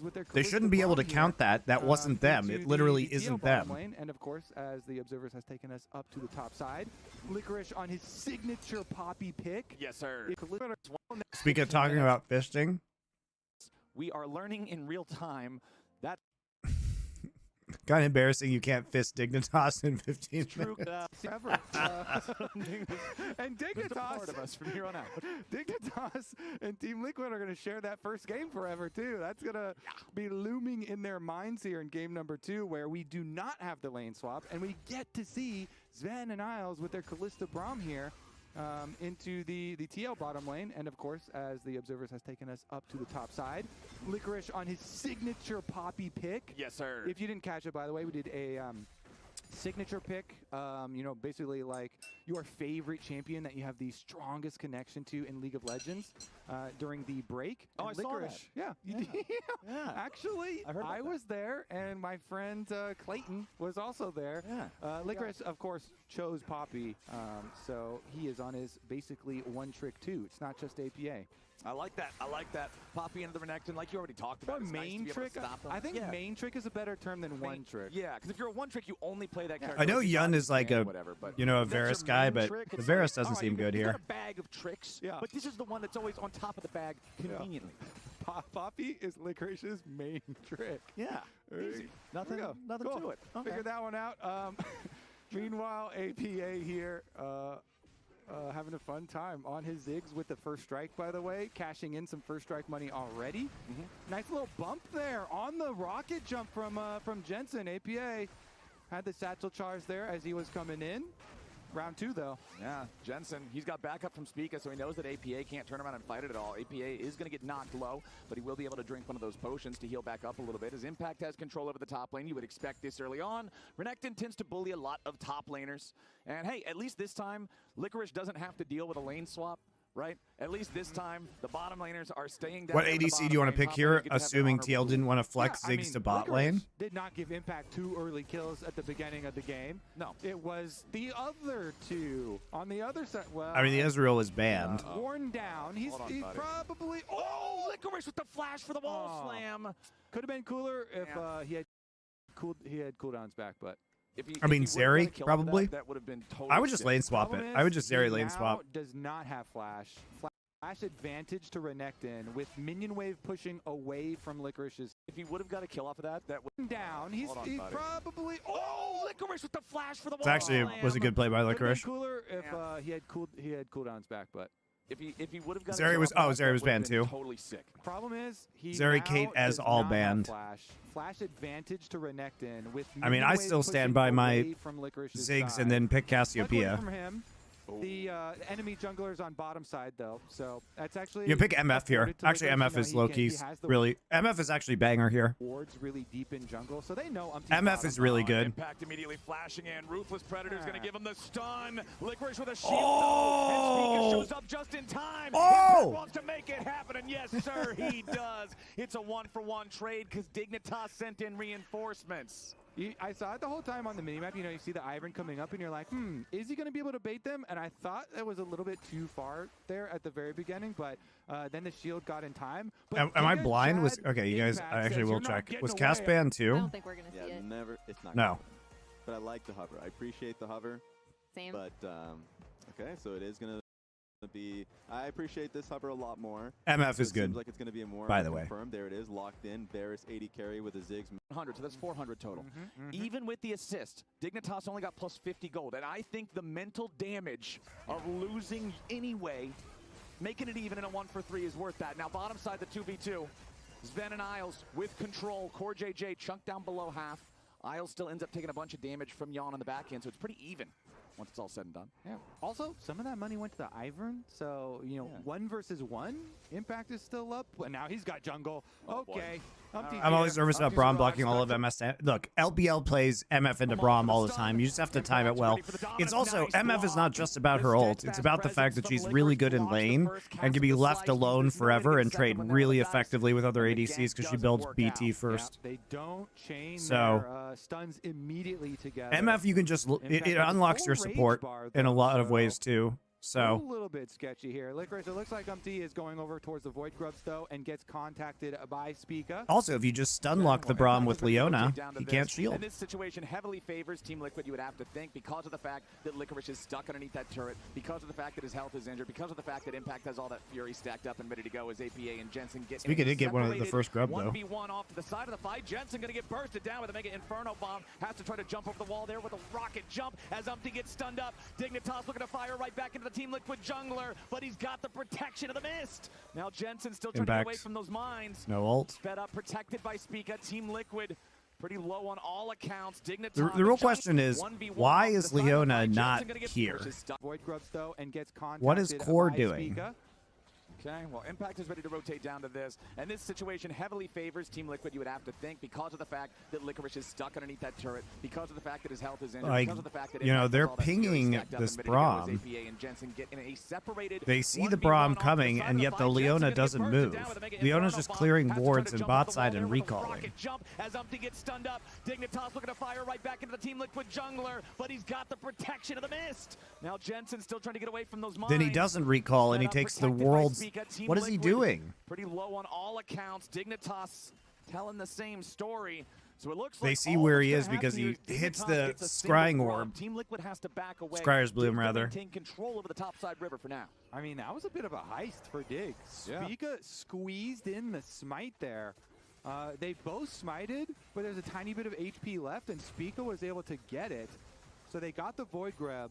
Only extra cost as Jensen did end up using his flash to come back from behind the red buff, but Licorice is under fire again. Ultimate. Whoop. Yeet. There goes the lizard. And that's a Licorice level gets off 5 the bat. Viego, so not Yeah. too scary. You're not really afraid of that guy. Honestly, you kind of hope he comes after you because it's a pretty easy pickup. But nicely survived again from Licorice, avoiding some of the pressure that Umpty's trying to put here in the top lane. Yeah.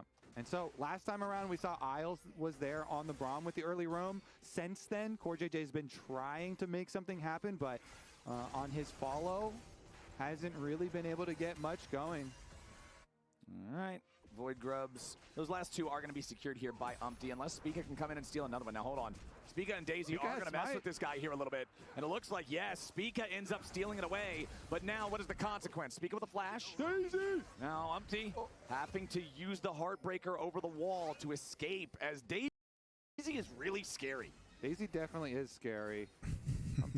Best caster ever. Escapes Greetings and from she Chile. stares him Welcome. down. The cupcake's staring him down as he I want to go to does Chile. the Raptors. Trumpy, thank And now you looking, for your to roam up Twitch towards Prime topside, sub. but I appreciate you. again, Spica here on I his want to go to smites, Chile someday, see the mountains, you know? Smites on the Void Grubs, grabbing them too, positioning themselves pretty decently towards getting a couple extra 4 later. Meanwhile, we haven't checked in on the bottom side that much, but being left alone was basically even farming, very, very close to even farming down there, and supports will finally return back to the bottom side after all their roaming adventures for Grubs. Yeah, they go on a little vacation after that first reset, get to check out what's going on for the rest of the map, and now it's time to go back home and help your AD carries get more control over the lane. Umpty gonna grab that second spawn, the blue buff here, as Jensen's just hanging around the area, but it's kind of dangerous to do a whole lot of anything here since nobody's around to try to back him up. Instead, he'll just go back over to the mid lane, keep on farming. Isles missing with the Winter's Bite, and you can see Umpty setting up position down here around the bottom lane. Maybe if they can bait Dig into trying to go for an aggressive trade, they can turn it around with a 3v2 gank as Impact continues shoving the waves up here in topside. Despite the fact that Licorice has done a good job not dying to the pressure provided by Umpty, Licorice is down a significant amount of farm, only at 54 compared to the 75 of Impact. Impact actually 700 gold ahead in the lane. Impact, Impact, Impact. He was the story for game number 1. I guess there were a few stories in There game was a number lot 1, of stories, but he was the man. protagonist. Impact was the main I feel like the Poppy to character. counter Renekton is fake. It is kind of fake because the thing is like you think it's good because of Poppy W, but the Renekton is gonna do this trade pattern, right? Where he just like you can't walk up to the wave and then what? He W's you. He he just gets W off and then he EEs.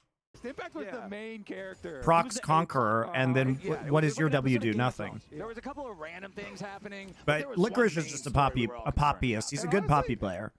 But I don't think it's good into Renekton, no. Has been the main story yet again, although But I also think Renekton is shit in this meta, and I also think that Renekton cannot... Like, the problem with Renekton is this. In this meta, I say this every day, but how do you flank into this? There's way too much peel. You can't flank into Braum. You get hit by Callisto. Callisto kites you, right?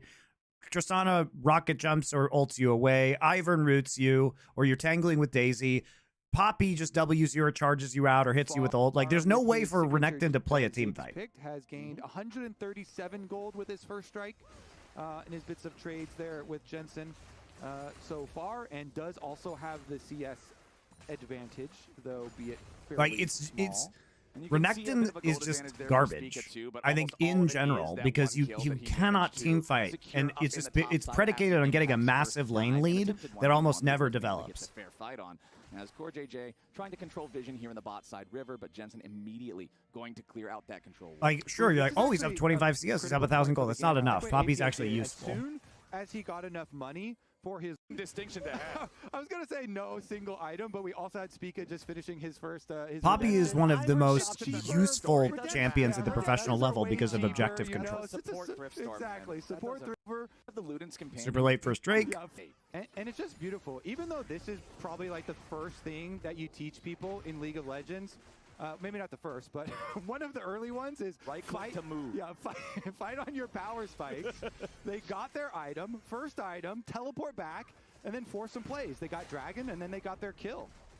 Nicely done from TL. Up about 1,000 gold here so far as APA just keeps putting the pressure on the mid lane. It's Umpty back in the grub pit. Remember the first time that he tried to do this? At home. It was Dignitas who ended up getting the better of it, with Spica coming in to steal away 2 of those grubs on separate occasions. But it looks like Team Liquid should be able to acquire that 4 spot this time, which importantly gives them the Void Might spawns. Yeah, Team Liquid pretty happy about those changes to Void grubs, where they can at least still get their single Void Might spawn buff.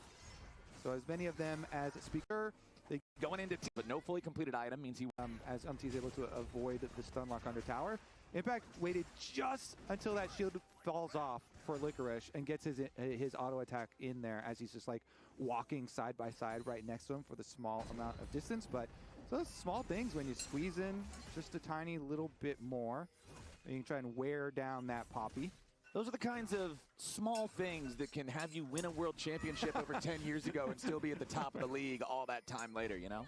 Or win the previous game by an overwhelming landslide. Yeah, all of these things, somehow they just mix together in the same bucket, my friend. And right now, Team Liquid still enjoying that 1,000 gold. You got the Rift Herald spawning in under 10 seconds. It's not even remotely synced up with the Drake timer, so if either one of these teams is even remotely interested, I expect to see a bit of a scrap over this Herald.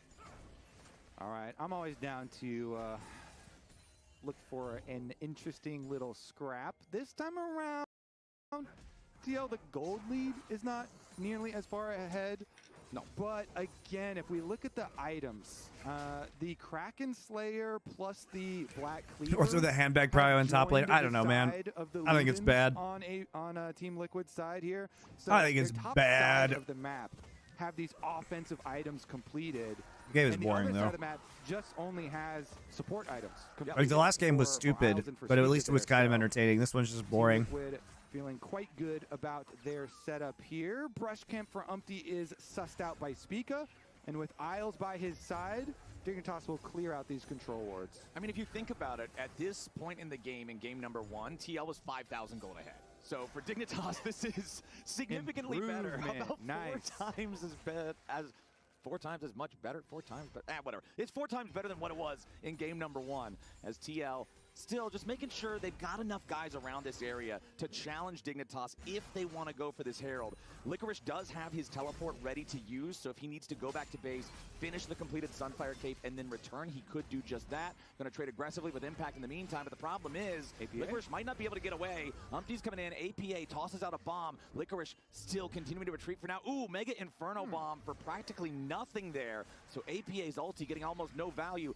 Dignitas might still try to look to make something happen as Isles drops the Glacial Fissure onto CoreJJ, and it's Dignitas bringing more to the Jensen, party. where's quickly. TP? They're going to try to burst down this enemy support, but he's a Leona. He's very tanky. CoreJJ getting away. The bait is complete, and Impact jumps into the middle. A nice keeper's verdict knocks him Why right is back Jensen out. no As Umpty TP? and Yawn go back over the wall. Dignitas He's taking still turret. trying to get themselves back out of here without any tragedies, because in the bottom lane, Jensen's putting moves in the tier 1 turret. Exactly, the whole point there. 4v5. This Renekton is so shit. Leona, he's very tanky. CoreJJ getting away. The bait is complete, and Impact had to flash for that, and then he just gets knocked out by Poppy. This is what I'm talking about. Dignitas actually is just going to take a turret while 4v5ing. Because in the bottom lane, Jensen's putting moves in the tier 1 turret. Exactly, the whole point there. 4v5, Dignitas forcing some flashes as they engage on Team Liquid, all while Jensen is able to get solo gold on that outer tower on the bottom half. They hold on to his TP, He does not join the little skirmish here. And so now we have to They look might lose forward at the mid-turret next for this, play. though, if they give up Biggest Herald. thing wasn't even what we just saw on screen, even though it was very nice getting solo gold on Tristana. To The thing is, they Crasher trade, Slayer plus a so deal they now, do hold in the hands of TP, Jensen, but now so they actually have double TP teleport advantage, but over Team it's going to be Liquid. super hard to see what actually Dig can convert cook this, with because that. now, That's always one of the like, you things I traded try to tower keep for my eyes tower, on, but you especially also for a lost team like Herald. Dig, Herald where to they're clear in the middle of mid. the pack Like, and you're do you, trying to see, can well, you well, fight how around good this? Like, you actually might just are have to they? use your What TPs kind now of a macro lead can you to get get with a Drake, 2-0 in which case, TP what was the advantage? I point? feel like, Kobe, this should always be at least Because a if turret Trist by the is there, time I think they Team win Liquid's that teleport fight. back up. Well, they're sending Jensen again up to the top side to try and get that turret. We'll see how much work the Tristana can get done up there, because Dragon is available, and it'll be the objective that TL try and use to draw Dignitas to try and avoid Tristana getting this turret. I wonder if Dig will just opt for the turret money for Tristana anyways, and just get more money onto Jensen and say, you know what? You're gonna kill A Licorice. single Dragon, All right. not really worth. Impact full sending it here with the Dominus Mega Inferno Bomb coming to back him up, but it misses. Licorice getting away. Umpty trying to complete the kill down here in the bottom lane. But that's the Poppy main trick, baby. He slams him back into the wall, but APA swoops in to make it an even trade.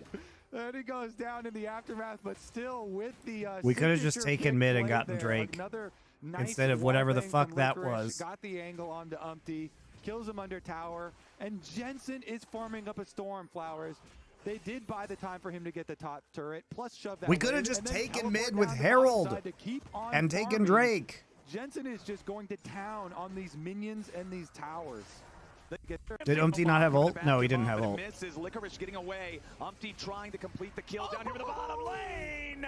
But that's the Poppy main trick, baby. He slams him back into the wall. Bang from Lick, and then teleport down to bottom side to keep on farming.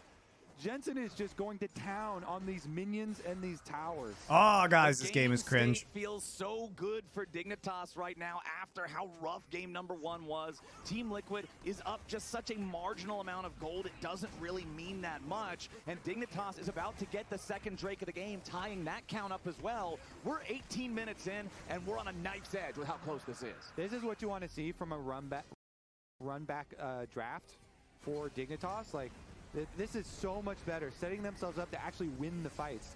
So Licorice is able to walk around, get the angle towards the wall, but then, of course, next to the Herald there, APA is able to chuck the bomb over the wall. He ends up finishing off that kill. Still though, Licorice getting the one for one down there.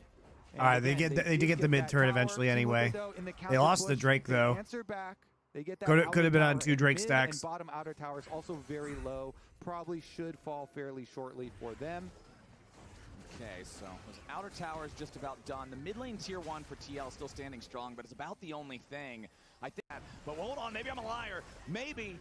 We don't have the dragon spawning for another 4 minutes. Neither one of these teams is far enough ahead to try to hard force a Baron or anything like that. Still a minute away on that. But hold on, maybe I'm a liar. Maybe Dignitas and Jensen want to find even more. Jensen flashing forward to stay in range of Umpty so he can't get away with a camouflage, and Jensen is grabbing another kill. Now on Core JJ, he gets back into the base. Safe enough for now. I think that the coach interview we had before this game and all the focus on the Sejuani Maokai play that Team Liquid had been doing was correctly placed. And I think Dignitas here in this game, the Braum, which is not something you would have said after watching game number 1 or in the middle of watching game number 1. It's not even something that the Dignitas players said coming into the series this week, right? Like, they're saying scheduled loss. We heard from Sven, but hey, they're playing so much better in game number 2.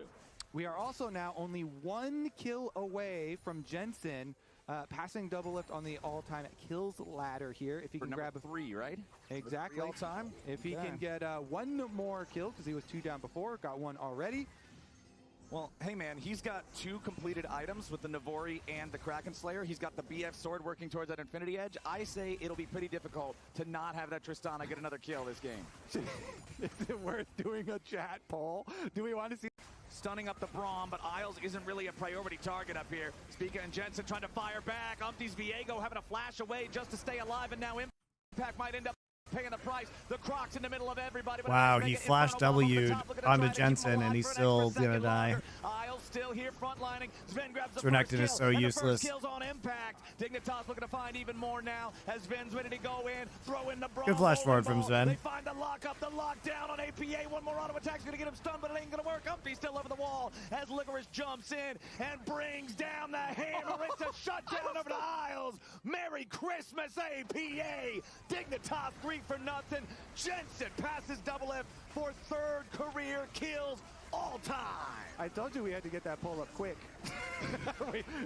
I don't think we got it up in time. I gotta be honest, that would have to been lightning speed to get Who are it the up top there. two in terms And of kill? then Bjergsen and Isles who? also steals the shutdown there with the fadeaway Braum Q.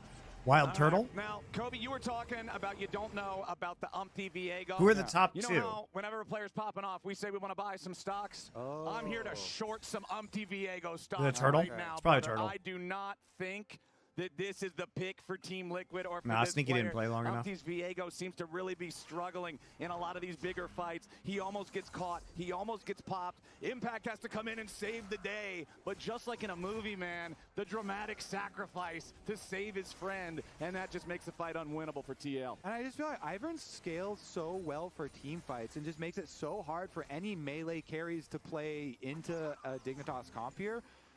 Not to mention, of course, the Braum and the Poppy that has the massive front line there, but you can see parts of the TL comp. Oh, Yawn flashing out of the way of the Glacial Fissure, but now it's Core JJ on the front line, nearly killed. First kill going to go over onto Isles instead as both supports are traded back and forth. Umpty grabbing the body there from the Braum, looking to lock up Jensen as he jumps back over the wall before they get the Good thing stun from Renekton's Winter's here. Fight He concussive surely is blows. going to do Sven something still without a cutting it flash, out. guys. Umpty down to 300 HP. Yawn trying to chase as Speak is the first one in his sights. Impact It is can't close the Turtle? gap on Jensen because the How do you Dishonor is know, way too strong. Lord Licorice is able to Karam? teleport into the fight now, finds a nice tackle onto Yawn, and the Varus is gone. Sven goes on a killing spree, and Dignitas is going to town, straight down the mid lane. Licorice Poppy, the signature pick. comes Where's into the- flank where's at the the end, leaderboard? Flashes to get the carry. They get another tower down here. Plus, they're going to get another dragon. You can see the Callista taking that one already while they continue to push with this Baron buff. Umpty thinking better of casting that Spectral Maw towards Licorice and Jensen. Dignitas up 4,000 gold. Dignitas grabbing the third Drake of the game. Their second one, taking down that mid lane tier 1 at the same time. Jensen has Totally 2,300. different look from game Looked like- 1. Dignitas is coming to life here in the second game of this series. The mega team fight comps with the double AD carries here, paying. Don't int early. All right. We're in there. We got this. 4,000 gold lead, 2 Drakes, 8 kills to 4, 30 seconds. Hold on. Let's take another look.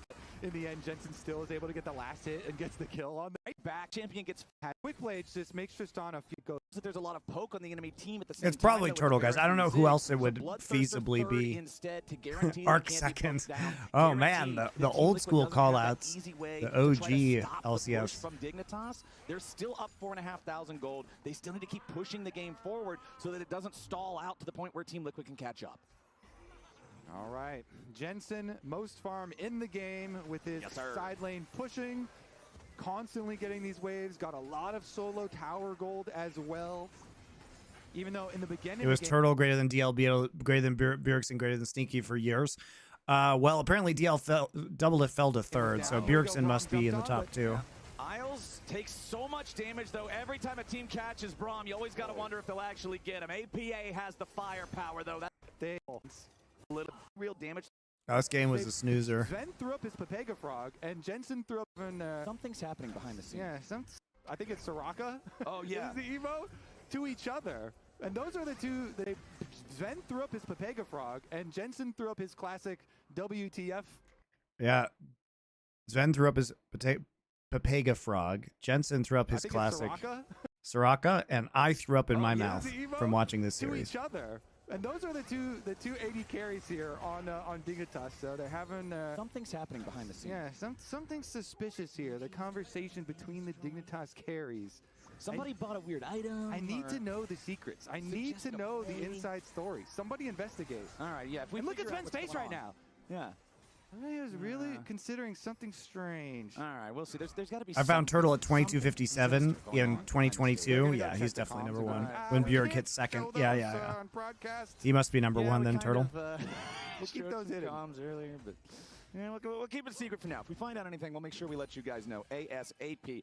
Coming out from Team Liquid in the top half of the map as Dignitas immediately rushes towards the Drake. Yeah, it's so easy to play out Dignitas's comp. Yeah, since they're also ahead at the moment, you just always group up for each objective as it spawns. Make sure you check the Baron though, so TL don't get any like sneaky burst on the Baron. They're actually trying to pick. Yeah, they want to go for the pick on Core JJ. They missed the knock up there with the Glacial Fissure, but they're still following it up with plenty of damage. Core JJ about to die.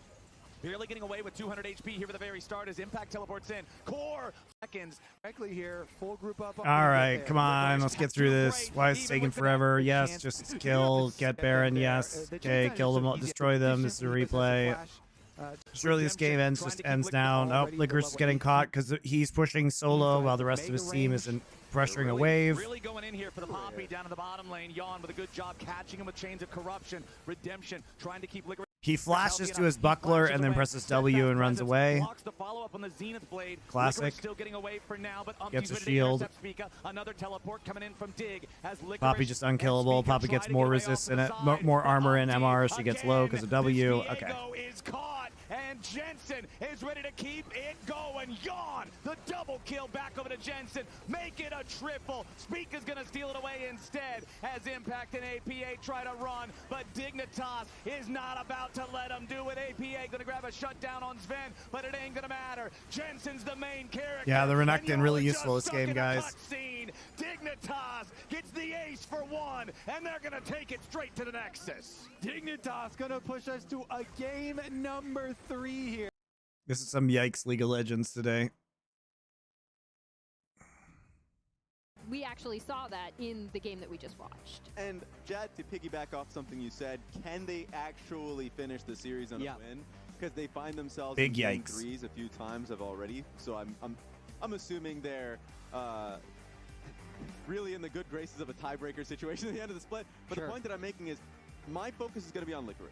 He's had 2 bad games already. The first one was, of course, bad all around for everybody on the team. But the second game, he really fell behind, lost a lot of poor trades to Impact. Impact's had a really good series on him. He needs to step up here. He really has. And Team Liquid is definitely pivoting their draft here in Game 3. If Dignitas is going to ban out junglers, hell, Team Liquid's going to ban out some junglers too. Ivern and Zyra already taken off the table. So we're going to have a very different look here in Game 3. And I'm really curious to see what TL decides is high prio enough to first pick as we see that Corki being taken off the table. If they are going to go with the Trist like Dig did in their first 2 games, it was pretty obvious there that Dig really wanted to go for this Trist Ivern composition, and then with the Braum shield on top of it, Trist removed. Rumble's so it doesn't available. matter. A few teams will go towards a Rumble first pick. Team Liquid is just a different type of team. A lot of times they'll go to, I know that the Draven was covered. Ashe is another one that's actually far more of a prime pick. They will usually go for 4-5 onto a top lane. So Rumble, they usually deprioritize that. Hell, they're one of the only teams that go for a Nautilus priority first pick. So we'll have to see what they go for. There it is. It is interesting to see the Ziggs prio over the Ashe prio, actually, just because Ashe has been such a menace, like this year overall. And I'm really curious to see if, to Raz's point when we went through the last draft, if they are looking at potentially flexing that between bot and mid, leaving that open in draft going into the 4-5 bans. Yeah, usually the fear is that you're going up against a Varus Ashe or a Kalista Ashe, something that makes it so it's unlaneable. Now, Team Liquid is such a good lane swapping team, as you saw in Game 1. They're probably not as afraid as other players, and then they can go back into the same lane level 3 and just play that out from there. So I think that's probably them saying that we can actually have in-game adaptations to deal with it. Yeah, and let's see what. Okay, so this is going to be the Ezreal and the Leona for Dig. Leona is something that we've seen Isles play a lot. He's really, really comfortable on that. I think the Ashe is still really good. Theoretically, TL could still pick it here for their bot lane. I think not only the laning prowess that you already touched upon, Raz, but just the absolute utility that she has. She makes other junglers' lives miserable. Yeah, bit of a that arrow is usually perma up. So we'll see what they decide to go with here. Ooh, this has to be Kalista Renata. I mean, this is just something that Well, it doesn't have to be, but I know that Yon and Core JJ, as lane dominant as they have been, have gone towards really hard winning lanes, and that's usually been the go-to. That being said, looks like it's going to be the Ashe. Yep. Ashe was still up. I really love the point of Team Liquid almost intimidating Dig away from picking Ashe because it would force a lane swap. Now, though, Team Liquid has an incredibly dominant duo lane. Yeah. I haven't seen that much Ashe Renata because oftentimes you just can't get Ashe. True. So it's a combo that we are not super familiar with, but you have to imagine that it's going to be extremely potent in the 2v2. The one person that's going to have a really tough life is going to be Isles. He's going to be the one that is going to be in range of Ashe, that's perpetually slowing you, don't want to be in range of Handshake. Seems like a really easy gank setup, so I'm sure Umpty, now thinking about his pick, is going to be looking at bot lane a little I like that bit Raz is actually doing analysis of the draft, unlike what we saw in the last 2 games. Coming in for Dignitas, they decide either this is what Licorice kind of wants to play, or What show am I they just rebooting don't if I had wanna insane money? necessarily Rome. give that over to Impact after the last game, as we see Cassante removed, and we'll see what else Dig want to throw in there, but obviously Licorice just telling them, I don't want to face All right, first pick Ziggs here. We're just picking Renekton, blind. and LCK, we've also seen Impact should play Larry over GP. there. That's what I think. Junglers, it was actually not touched on this. So they banned Morgana, which then... We saw, who was it? No, surely they're not. What the fuck? Is that a mid-zillion? Like, as much as it's a crazy throwback, is this like a Hecarim angle now for Spica? Because Or Xin Zhao, maybe? Yeah, they want to pair it with a Kindred, a Xin, a Hecarim, that type of jungler. So, I mean, I love it that they're pulling, you know... Why does mid-zillion have to come back in NA? It's so shit. It's been a while, and also I was wondering what Dig was going to go to now that they're pushed out of their Ivern composition. See what it is. They picked away the Xin Zhao, and now they're hovering over the Urgot. So I wonder now that Xin Zhao's out of that bag, what is Spica going to turn to with all the support from from Jensen here? I really like that Renekton pick. What are your thoughts? Yeah, it seems really easy to play Renekton into like Satchel Charge, Ashe slows and arrow, Renata Glass Gold. Seems really easy. He's certainly going to get a lot of flanks. Taking away the Xin is really... Why do we have... The Zillion doesn't even do anything with their composition. Interesting. You need like an all-in champ with Zillion. I kind of think he actually plays Hecarim. I know that sounds weird, but yeah, because it's a good Zillion pair. I agree with I Jad. don't think Spica's Kindred is that crazy, but it's Kindred. Okay. Now there it is. All right. Wow. Here we go. Kindred Zillion. Same story as when Jensen arrived on the scene with Blabber. When Blabber arrived on the scene with Jensen, and they just let him go. Oh god, so it's so trash. Actually, it's so trash. They literally can't engage. I love how do you engage? Like, if you're Dignitas, I feel like this is just unplayable. Like, you literally have a speed boost. I mean, maybe if you speed boost the Renekton, he can actually get a flank off. But how do you play into Ziggs Minefield, Satchel Charge, Ashe Volley, Ashe Arrow, Renata Handshake, Renata ult, knockback from Xin ult, Ornn ult? Like, you can't, it's unplayable. This is very short range. You're basically just using ult here onto Leona. It's your one method of engage. Besides, like, hitting a double bomb stun, I guess. And if you miss Leona ult, you can't do anything. Team Liquid can kite you forever. And I mean, they must have practiced this relentlessly. I like the composition from Dignitas, but I need to see the execution. That's going to be from us, though. We're going to be you can't fight. Flowers and hearing they're never going to be in range to fight. Send it over, casters.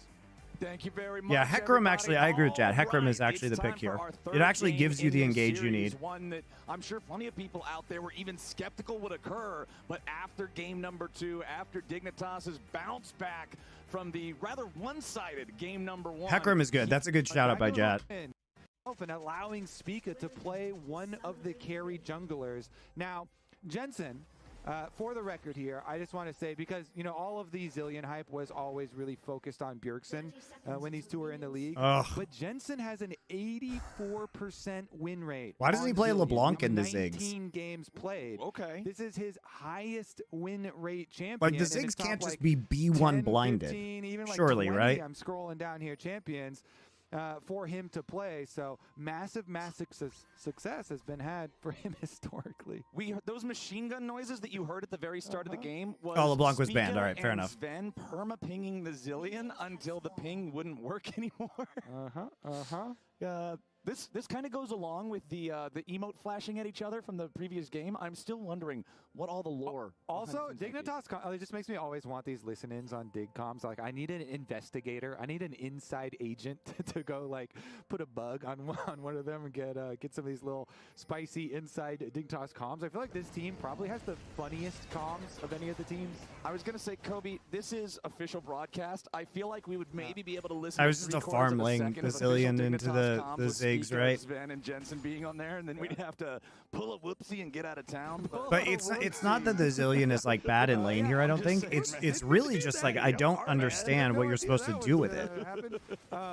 I will also say too, Kindred got like slight nerfs. Hold on, Never mind. Jan and Sven both almost dead, and look at that. Core JJ gets the auto attack for the first blood, but it's going to be returned by All right, just Isles. support kills, Both okay. AD carries drop dead 2 minutes into the game. Support Kingdom. Who's the real carry down there in bottom lane? Flowers. Core, JJ, and Isles both getting their kills, but Core got the first blood, so gets the bonus there. Let's take another look at the early lead. Jan got the first shot. So Jan got that first auto and the W hit onto Sven. The poke, like everything is landing here. Core JJ got it, made use of the shield too. Then Isles went in with his stun, got the cleanse out, got the ignite, but Core JJ flashed first, so he got the first kill. So they got the bonus. All flashes burn bot side too. Talk about the wave on the bottom side though. Jan had not gotten any CS, so he walks all the way back without having any, and then finally starts to get some here. Neither of them got to buy. Went in with. Yun can't just let Leona walk up and stun there. Yeah, there's no real excuse for not kiting with the Ashe.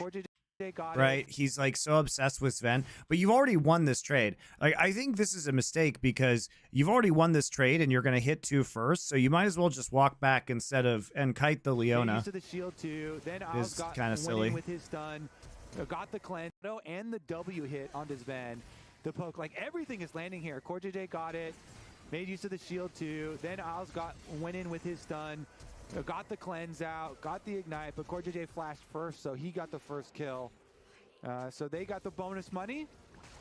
Talk about the wave on the bottom side, though. Jan had not gotten any CS, so he walks all the way back without having any, and then finally starts to get some here. Neither of them got to buy anything, though.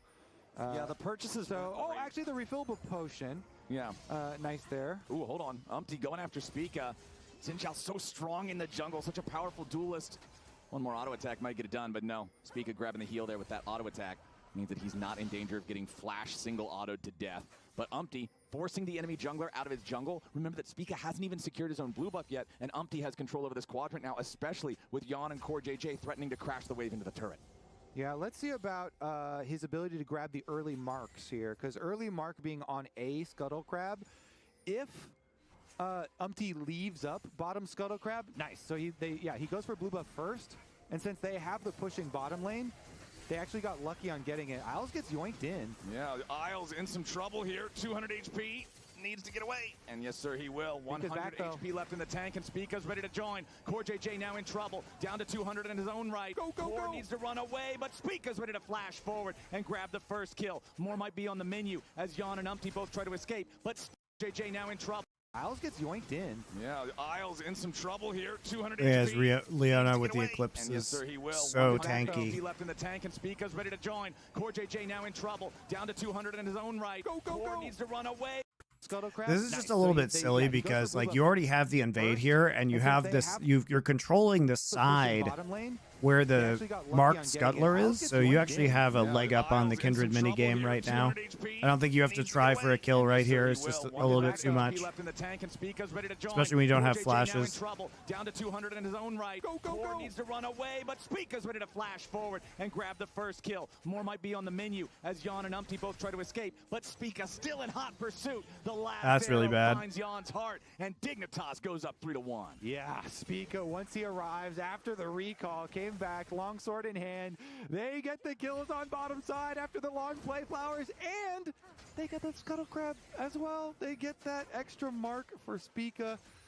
Quite nice there. Dignitas a little bit. He marks rocky Injao, early though. on, He could have gotten swings 2 marks back potentially from that really play. heavily in their favor with the extra kills going through. 2 of Pretty them, by amazing the for way, Kindred. onto this carry jungle that you picked the Zillion mid for. Like, this is ideal, Flowers. Even after getting shoved out of his own jungle early, he's like, fine, I'll just come back. I wanted to reset for an extra longsword anyways. And grab my extra 2 kills. Grab my. They didn't know my Kindred first will mark be down there. and Okay, really looking just up too for a big aggressive, man. season. And hey, It's just because of all the stuff that happened in the lane earlier. There's just not a lot of respect for what could happen. That Licorice is not stuck underneath the turret. He gets to play freely. He doesn't have to sit there the whole time. Oh no, did I just? Yeah, I was watching the screen while you were. Because this is the first game of the 3 that Licorice is not stuck underneath the turret. Also, Licorice is trolling by like going under the turret right here and threatening the proxy. The screen while you were. Licorice, I'm so sorry, buddy. I mean, Umti just reset and went to top crab. It's not rocket science. There's not that many places he could be. Like, here's the thing. You literally know that he's topside after the recall. Came back long. Oh, he doesn't actually recall. Never mind. You still think he's going to recall, though, before he comes topside, because he clears out his bottom side jungle. Watching the screen while you were. Licorice, I'm so sorry, His first camps are respawning, and it's 5 minutes into the game. I don't have anything against you. But APA, that last bomb over the wall ain't quite going to do it, but the flash for the follow. APA gets the kill, and Licorice goes home in a casket. Spica, at least just trying to chase after APA, not going to get a whole lot here. Problem is, he doesn't responding nicely.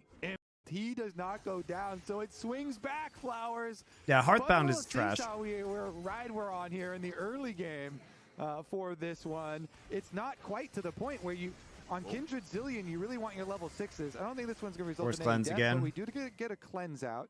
But on the Kindred Zillion, you know, with the early kills onto the Kindred, maybe they were thinking they could do a little bit more than they actually could here with it being pushed in towards Impact, and the Impact just flashes over to help out as well with that little kind of fight to the death there. So some money back onto the side of Team Liquid.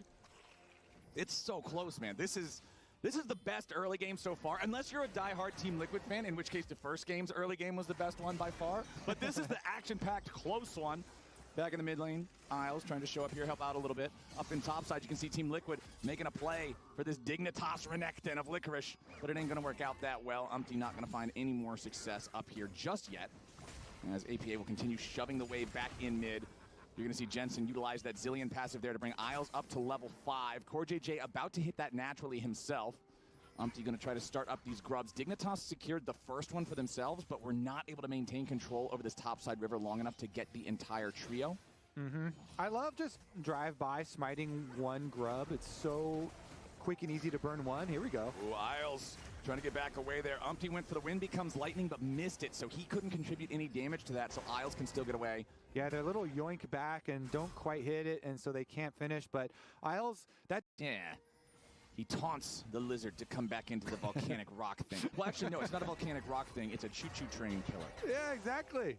This is, I mean, I would say softly inspired by your idea. You know, yeah, I'll take very, very close. I'll take that. Inspired by with the trucker. Yeah. The train is more universal than a trucker, I'd say, maybe. Yeah. Truckers might not be everywhere. Like, I don't know if Australia has truckers, but Australia probably has trains. Wait a second, though. Spica sneaking through the jungle. Okay. Does he make it? Australia obviously has truckers. I don't know what to say to that. Going in, but they ain't gonna find it just yet. Yawn getting out of the way in time with a nice every country on earth has truckers. Team Liquid just outplays them 2v2. Was he doing the Krugs? Can we get the toggle on the Fog of War? Impact just casually winning in the 1v1 on top side, so Renekton is guaranteed to be useless. It's going to be another delivery. Isles does upgrade for Boots of Swiftness here, so we'll see this Leona get very active too, and level 6 is going to be acquired pretty soon for him, but Isle goes beeline. So Spica is here on the outside, but he walks back. He had walked back to go the other way, but Isles wanted to go straight through the front door right into the tower. Spica just trolling his bot lane. It just turned out to be a disaster. That's one of those things where, you know, the support comes walking right back. Ties Australia. You confirm we have a big number of truckers, big trucking nation than a trade one. Yeah, I know. I mean, all the cities are on the coast, so you got to get the goods through the outback somehow. You know what I mean? And now Isles rotating up into the top lane to make the moves here on Impact. He tries to get himself away there with the Ornhorn. Maybe. No way you can get back to the rest down of the again, team, right? but no, the slice goes forward. Dominus damage over time is too much, and Licorice going to cash in with his probably a first lot of it's just shipped. He's able to secure his Gromp, but not much more as Jensen leads the way. You know, since all the cities are on the coast, it's probably more of a shipping country. See if he gets back to lane into the tower dive, and it just got real messy. And now Isles rotating up into the top lane to make the moves here on Impact. He tries to get himself away there with the Orn Horn. Maybe. No way you can get back to the rest down of the again, team, right? but no, the slice goes forward. Dominus damage over time is too much, and Licorice. So he's right back in the game, guys. Don't worry about it. Renekton's here. He's definitely going to do stuff. More as Jensen leads the way for Spica to come. He's definitely going to do stuff. Price that you have to pay for your blue buff steal. That's quite. He's going to prove that getting your in 15 minutes, Renekton is definitely more valuable than Ornn. Especially with that being an ocean. Because he's going to have a huge lead. Enormous lead. Yeah, I mean, there's been so much focus on these kills on both sides of the map. Has taken a lot of the focus off of that dragon stacking, those dragon objectives. I would say, since they split grubs as well up on the top side, pretty interesting to see since it's so delayed for dragons now, and they continue to focus on lane presence and kills first. Looks like this spawn of the Scuttle Crab mark is going to be defended for now by Dig. Okay. Because they've got the mid priority. And they immediately jump in on Umpty. They want to make the fight happen. Umpty with a Crescent Guard doing a good job staying alive, but he doesn't stay alive long enough. Spica's grabbing the first kill here. Remember, the Lamb's Respite still available as Sven and Jensen both continue trying to find additional damage on Yawn, but APA joins up, and his threat is enough to force Dignitas back. Wait, so he got the Scuttle Crab mark denied at the very least. He got that. So, is that a W? I don't know if that's worth. I think we typed W and we're like, that's worth. Yeah. That is worth. What are my thoughts on Biden dropping out? Thank God, dude. If also analyze that guy was never gonna win. Usually you mark enemy jungle, but Kindred like the thing though that's so stupid about the whole Biden thing is like, if you believe that he is too affected by his age to run, he's not. He shouldn't be president now. I mean, if I'm being real, guys, I think he should step away from the presidency right now. Especially if he's gonna, especially if he's going to, he's gonna support Kamala Harris, which he is. Why wouldn't he just step away right now? You know what I mean? That's what I don't get. The dude of your life. Yeah, that's a little rough. Sven going after Yawn here, looking for the turret dive. Doesn't find the Mystic shot. Does ultimately complete the job. Sven gets the kill. Unfortunately, that minion wave means he has to take the long way out, but he does have his support and jungler blocking any sort of... Oh, the Shy Guy continued their sub from Prime Gift to Tier 1. Thank you, the Shy Guy. I appreciate it. Power dive while his jungler just does dragon.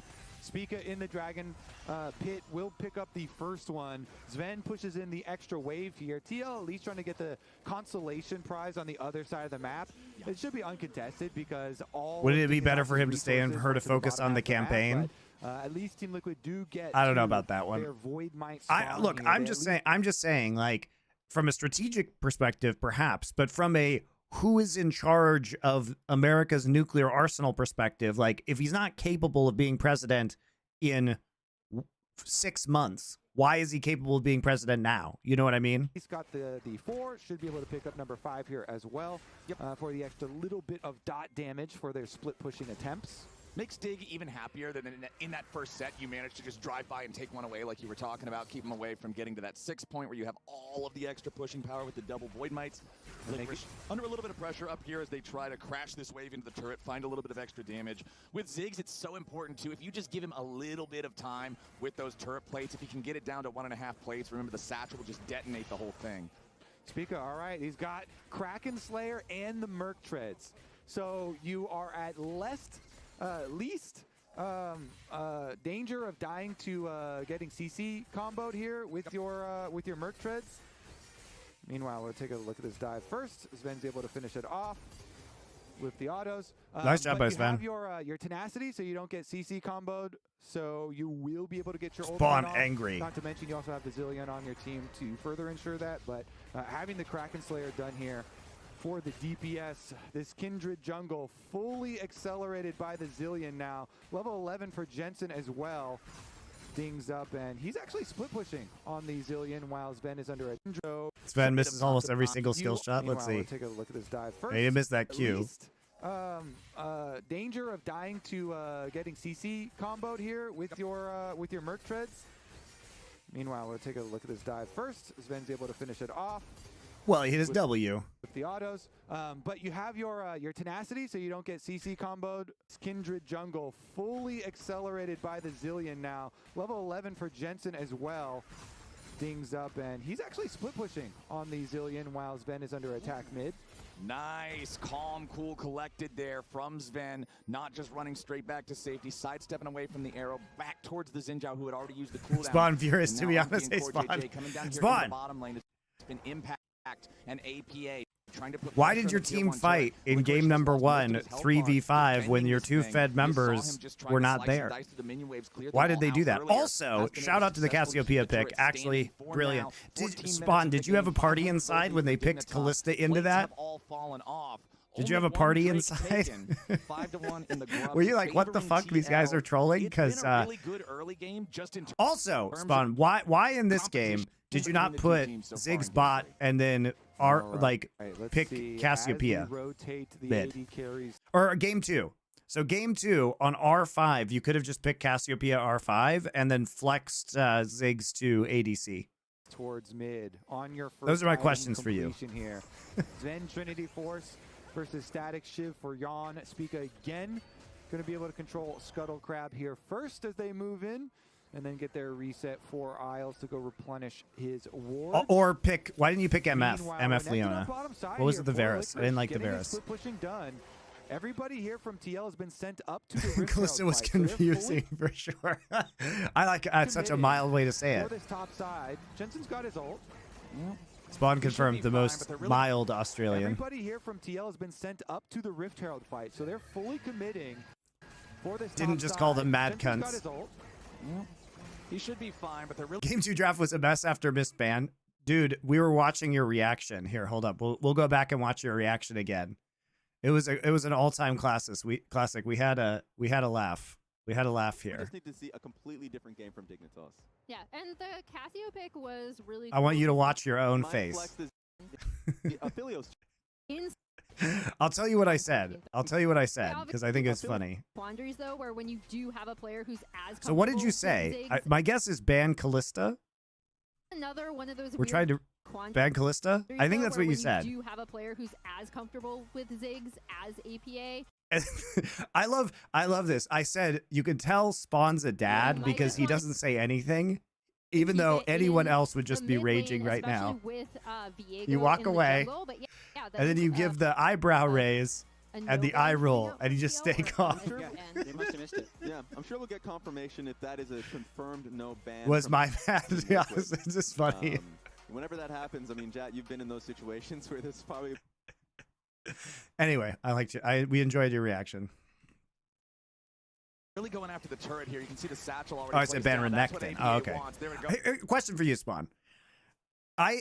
What is the current thought process on Renekton? Because like I think he is a really big bait pick, and that he is almost unplayable against any comp in this meta because you can never flank because of the amount of disengage, especially on AD carries that are played right now. Like I just don't understand, even if you get a big lead on Renekton, how Renekton can actually play into your composition. There's no way he ever closes the gap. Goes kaboom. Jensen, last second ulti on himself, waits until the very final sliver of his health bar. But now I just feel like you can never convert Renekton leads into team fight wins. The bailout would have to save him. It's still ticking, but it ain't gonna work. Isles gets the kill. Team Liquid looking for more. Isles back underneath the tier 2 turret, staying alive for now, and Yawn picks that one up too. Now it's a third coming in, a double kill over to Yawn as Spica falls, and Team Liquid's war machine is online. Tier 2 turret. LCK seems to find massive flanks on him. No, they don't. No, they don't. He's fucking trash in LCK. Can be bait, but sometimes bad teams use him to snowball. Ah, I see. Yeah, goes I to just think it's. work. I just They think go like your 2 comp towers, here and is Dig's just idea was so to try and delay with anti-Renekton. Jensen's ult and then with Spica's ult, but Spica pops the Kindred ultimate. Jensen is just out of the range and a little bit late there, and so they don't buy him that extra time, and they end up getting chased down for the kills on top of it. Dignitas still had their split pushing with Sven and with Renekton, but Sven's getting slowed and looks like he is toast too. Yeah, there's no way out for him. As soon as you see the Zinjao show up, you know that there's no escape route that actually works, so he tries to turn and make it an even trade there against Yon, but too much firepower from TL means that the Dignitas AD carry just dies for free. And now Dig trying to answer as TL goes after the Rift Herald. I don't know if they have Game an 3 answer comp here. was good from us. I mean, Impact Yeah, doesn't I think have that I think it is really teleport, good. so You can also Dignitas just coming in Jinzhao here, ult and people Team Liquid off kind of respecting the push. Kindred knowing ult, that, their train god cannot join which them. feels good. Train Or you can god. satchel charge people He's off no of it. longer That feels the good forge too. God. He's god of trains. Also, Zillion is Meanwhile, complete Yan over garbo. here has no flash, so has to give a wide berth to this Zillion and this topside presence from Dignitas, where they then pick up the Rift Herald. And Isles just walks in, tanks a turret shot because he can. Impact grabbing that tier 1 in the bottom lane. So that's going to be the trade. Team Liquid, they claim that tier 1 turret in bot side for Impact. Spica's going to We could have stalled this game forever if we were behind. Yeah, exactly. Your wave clear is really good. Top lane tier 1 of TL is already very They low. actually Shifted can't died with siege single versus Herald you either. charge, They're that's very gonna low suspend it. range. APA Like your trying to range throw a advantage satchel is just on the crazy. tier 1 That's the turret thing in is like mid they lane, which they is can never barely on the close with execution Kindred range. Renekton, and it's just like okay, so you have Ezreal poke. So what? Damage was going to get it. Right, you have low enough Ornn. to blow up, but not quite. And you Maybe also if they just had win to the pull poke war, six scrubs. most likely. I think the Because if they six stand there scrubs are done. poking you, you just hit them with Six Ash Arrow. scrubs, the other might and the damage. Ooh, uh-oh. Licorice face checking a brush. Impact and Umpty both just waiting for him, though. Here comes the Ornn Horn. Licorice forced to flash over the wall. Knows he would have been dead if he didn't. The Croc escapes, but without that flash, his threat's going to be significant. I thought Jat's call of You gotta respect the picking train god. Hecarim for Meanwhile, Spica is Jensen actually down good here. Split pushing away with Spica and Isles at his back. Riftfield gets half of the turret, and Kindred Spica is comes shit. in to try and finish, but APA zigs wave clear. Yeah, he's doing a good job clearing away the minion waves, but maybe not good enough. One more hit on that turret's going to do it. Oh my goodness! It's still alive. The damage over time, it's not burning it down far enough. Jensen has to flash away even after using the ulti, but now Isles is ready to counterattack here with a solar flare. True shot. Hecarim against Ash, Ziggs, Renata. No, it sounds rough. No. Barrage comes in. Because you have Zillion speed. Jensen still alive at about 300 HP as Spica goes If anything, it helps you get on top of the Ash almost instantly. Claim a kill on the turret, but it ain't gonna work. Core JJ's gonna bomb on his head. It's gonna blow up, but he still ain't dead. Team Liquid keeps all 5 alive. He's in the Lamb's respite. He might. The satchel charge, dude. Look at that. I called it. I haven't even seen this game. Jensen still alive at about 300 HP as Spica goes too far forward. Like, APA actually plays it super well. He waits until Spica goes to the edge, and then he satchel charges him off, and then they just kill him.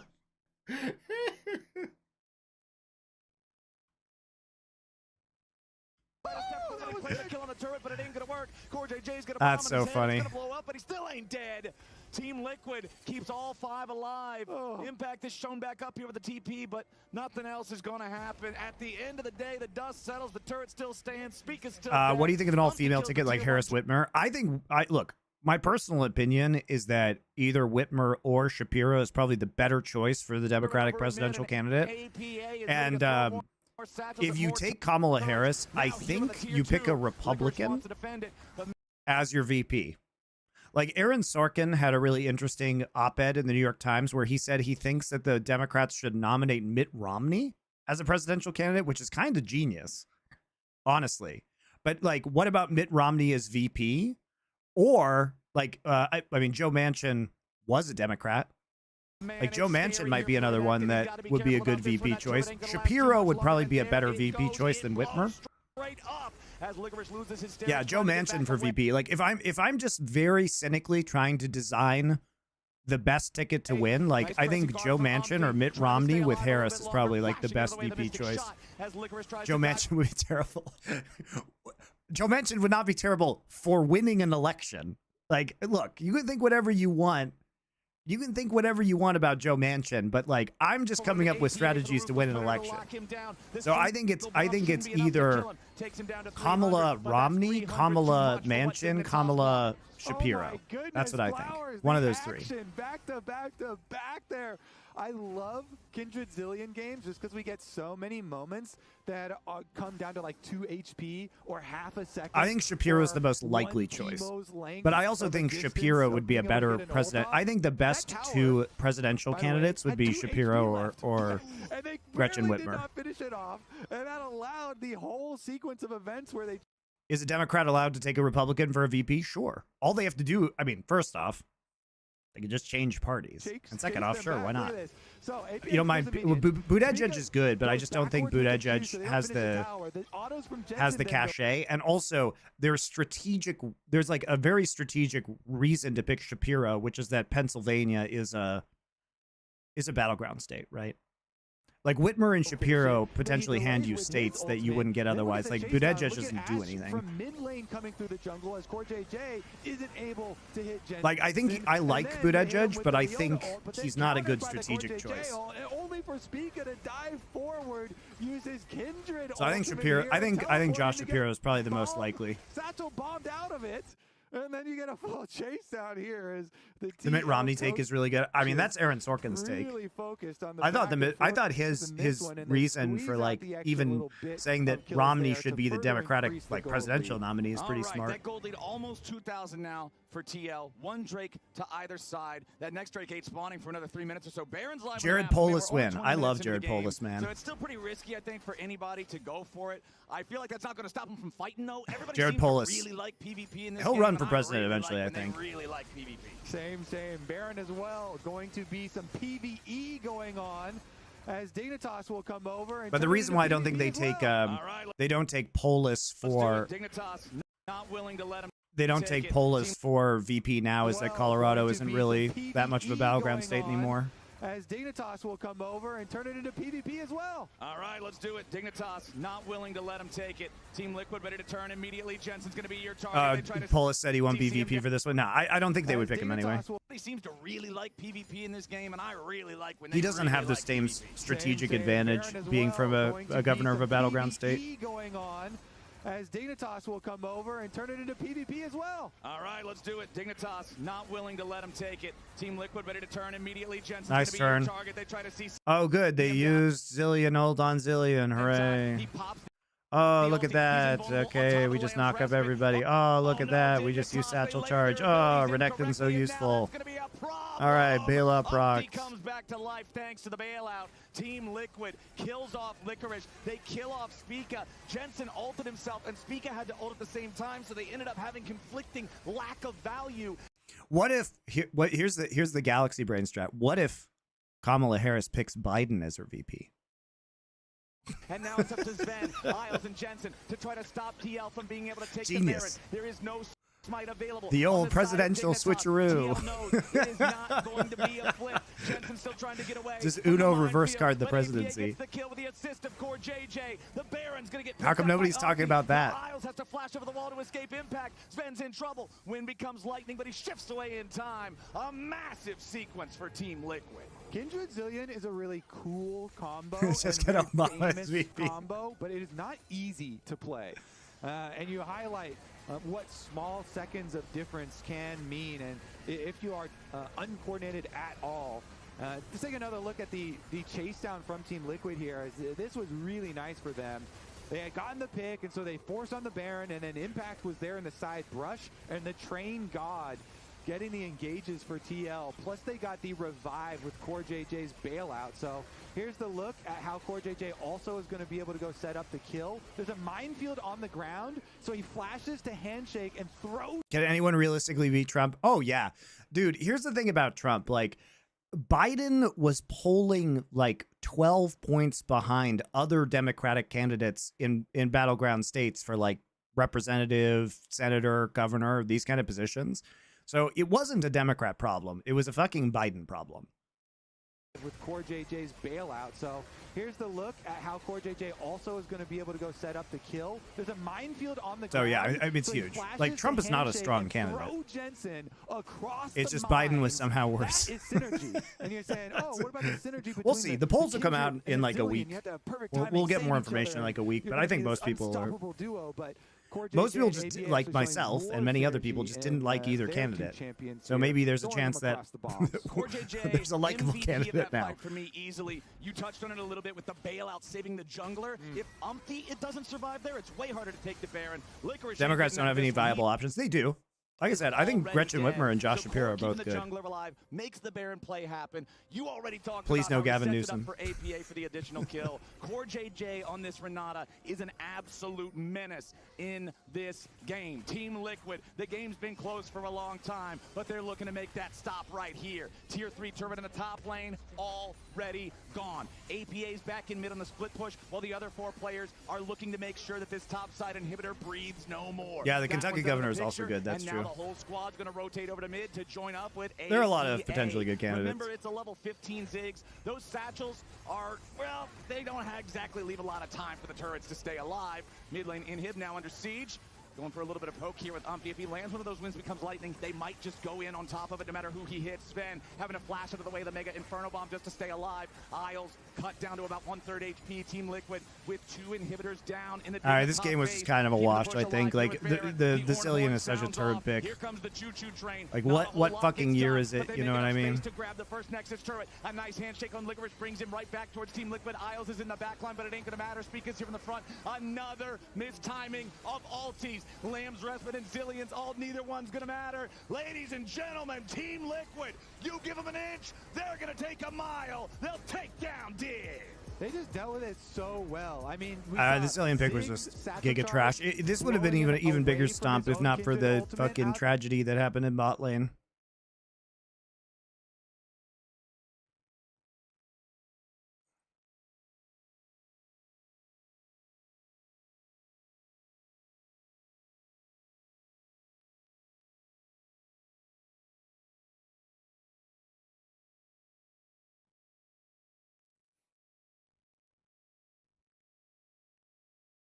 All right, time for some extra raccoon food, guys.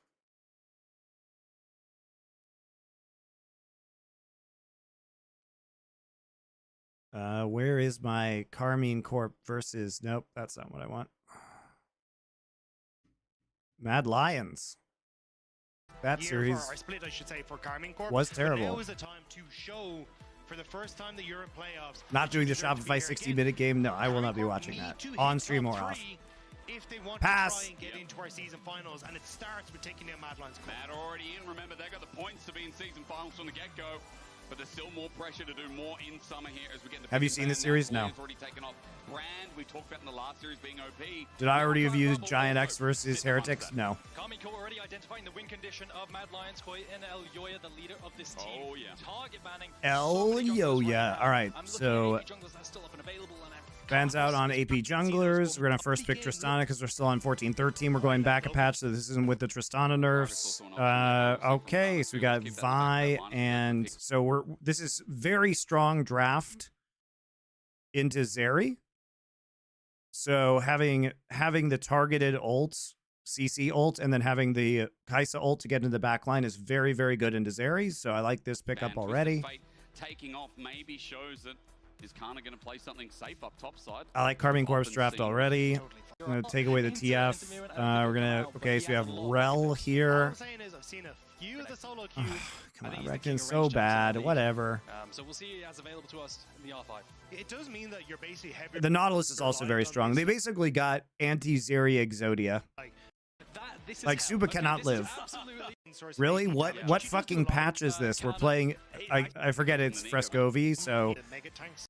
Oh, it's Mirwin playing the Nico top just for harassment, so they do actually have good engage, but Suba cannot live in this game. So the problem here is that... Okay, so we have really good engage. We have Rel ult. We have Sejuani ult. We have Nico ult. But who kills them? Right? Who kills them? It's supposed to be Zeri as a janitor to all the CC, but Zeri cannot live. Zeri cannot live through these 3 ults. So there you go. Pretty sure the game's over. It's actually just super easy because all you have to do is hit R with Vi and Nautilus and click on her. Like, you can't do anything. Season finals, and it's going to be off the back of this draft that they have right here. Very heavy. I'll be honest, as a skeptic on pre-workout, okay. I mean, look, you don't have to take the pre-workout, but you should be taking creatine, you know, and pre-workout caffeine at least can be very helpful, I think. I use the liquid IV with the caffeine in it, and then daily creatine. Reminds me, I don't even remember the last time we saw you are actually throwing though if you don't use creatine. It's such a huge difference. People like IG. I didn't think it was going to be that big of a difference, but you can feel it. Huge. Where we saw a lot of on-hit Nico was the meta for it, especially with their T1 IG versus T1 Rift Rivals banger series. For such a tournament. So the reason why this matchup's so good is because you dash forward and your dash has a relatively long cooldown on Renekton. What Nico does is she perma-autos you. Get the protein powder and the factor add-ons. Do they have protein powder in factor? I got the protein shakes. They were good. Line in return as well. Targamas and Alvaro just taking big hits. Now there is something I forgot to mention as well. Not only a Giant X locked, I forgot to say SK are also locked. If Mad win this, all the spots for season finals are done and dusted. Then, no matter what, we'll have our top teams, and KC will be done for the year, as they were before anyway. But SK will be thanking Mad Lions that they make it a little bit easier for them. Have you and Doe reviewed Andor for LFN? No, it came out before we started Nerd Legion. So, and before we started the Culture Channel. Doe and I both really like Andor, though. We'll do Andor Season 2 for sure. What is the difference between protein powder and creatine? Creatine is a substance that is naturally produced in your cells. And what it does is it basically reduces the amount of like refractory period of your muscle cells. So what that means is when you're doing sets, your muscles just recover faster in between sets or in between reps. So you can go harder, basically, is what it does. That's my very scientific explanation, guys. Protein powder is just protein that you eat to have higher protein in your diet to increase muscle mass after you work out. Now starting to move into the spot side means he will be kind of helps fill muscles with fluid too. Yes, it increases water retention in muscles. Already playing this bottom side. If they got a bit of an aggressive trade on ability haste, got it. Yeah, that's a great analogy there, Alex. The worst ability haste for your body. Look at these trades coming out. Oh, the PTAW proc is massive. But like you were saying, I completely agree with you, Dagda. The trades down bot side weren't volatile enough to the point where you can find a gank with Elyoya. It's cooldown reduction. Probably going to disadvantage. Just classic mid at the moment. Just wait until after the first trade and then both hit each other to about 100 HP, right? Like, I've never seen this before. No, this is a new matchup, isn't it? But only 100 times in the past 3 weeks. So volatile. You can see God damn, you're going to sell millions with your supplement, Monty. All right, here. I'm not even sponsored by these people, but I will tell you the creatine I use. This one is very well reviewed and very clean and very good. This one right here. Go away. Go away. Go away. Continue. Please. It's the Transparent Labs Creatine HMB. This one's great. Would recommend.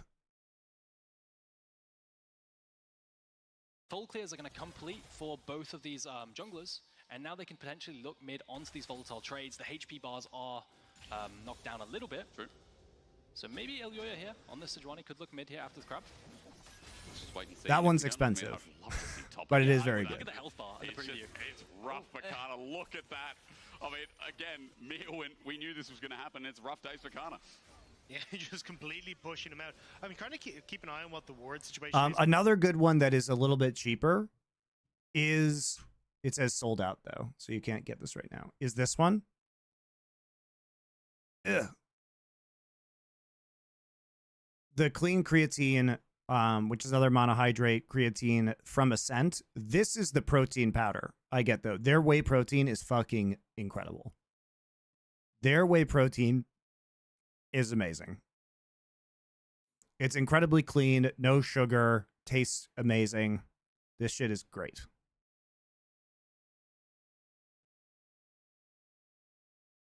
Because Vladdy could just see word of that top side of his lane. So I'm not sure if you've kind of lost track here as KC as to exactly what Elyoya's pathing was, or if he just wants to hug up towards top side where his jungler is. But at least now with Closer getting involved, should have full information that Elyoya is on the bottom side. So going to try and help out Kana as he TPs back into lane. Gang coming out here. He does have no empowered, no rage, so the stun isn't empowered. And Can someone link it in? I'll just type it in chat. Ascent protein. So yeah, just gonna transparent labs. Also annoying ganking Nika, right? You got shape splitter passive of the clone, plus you also have tangle barbs running for you if you're running in a straight line, unless you can flash over the top. And then you get ult time, you get level 6. That's another reason why the matchup's terrible, is because in Renekton Dash, you're locked out. Don't eat protein, though, if you have a high protein diet. Well, most people are not going to eat that much protein, and also eating it, like drinking a protein shake immediately after a workout is very effective.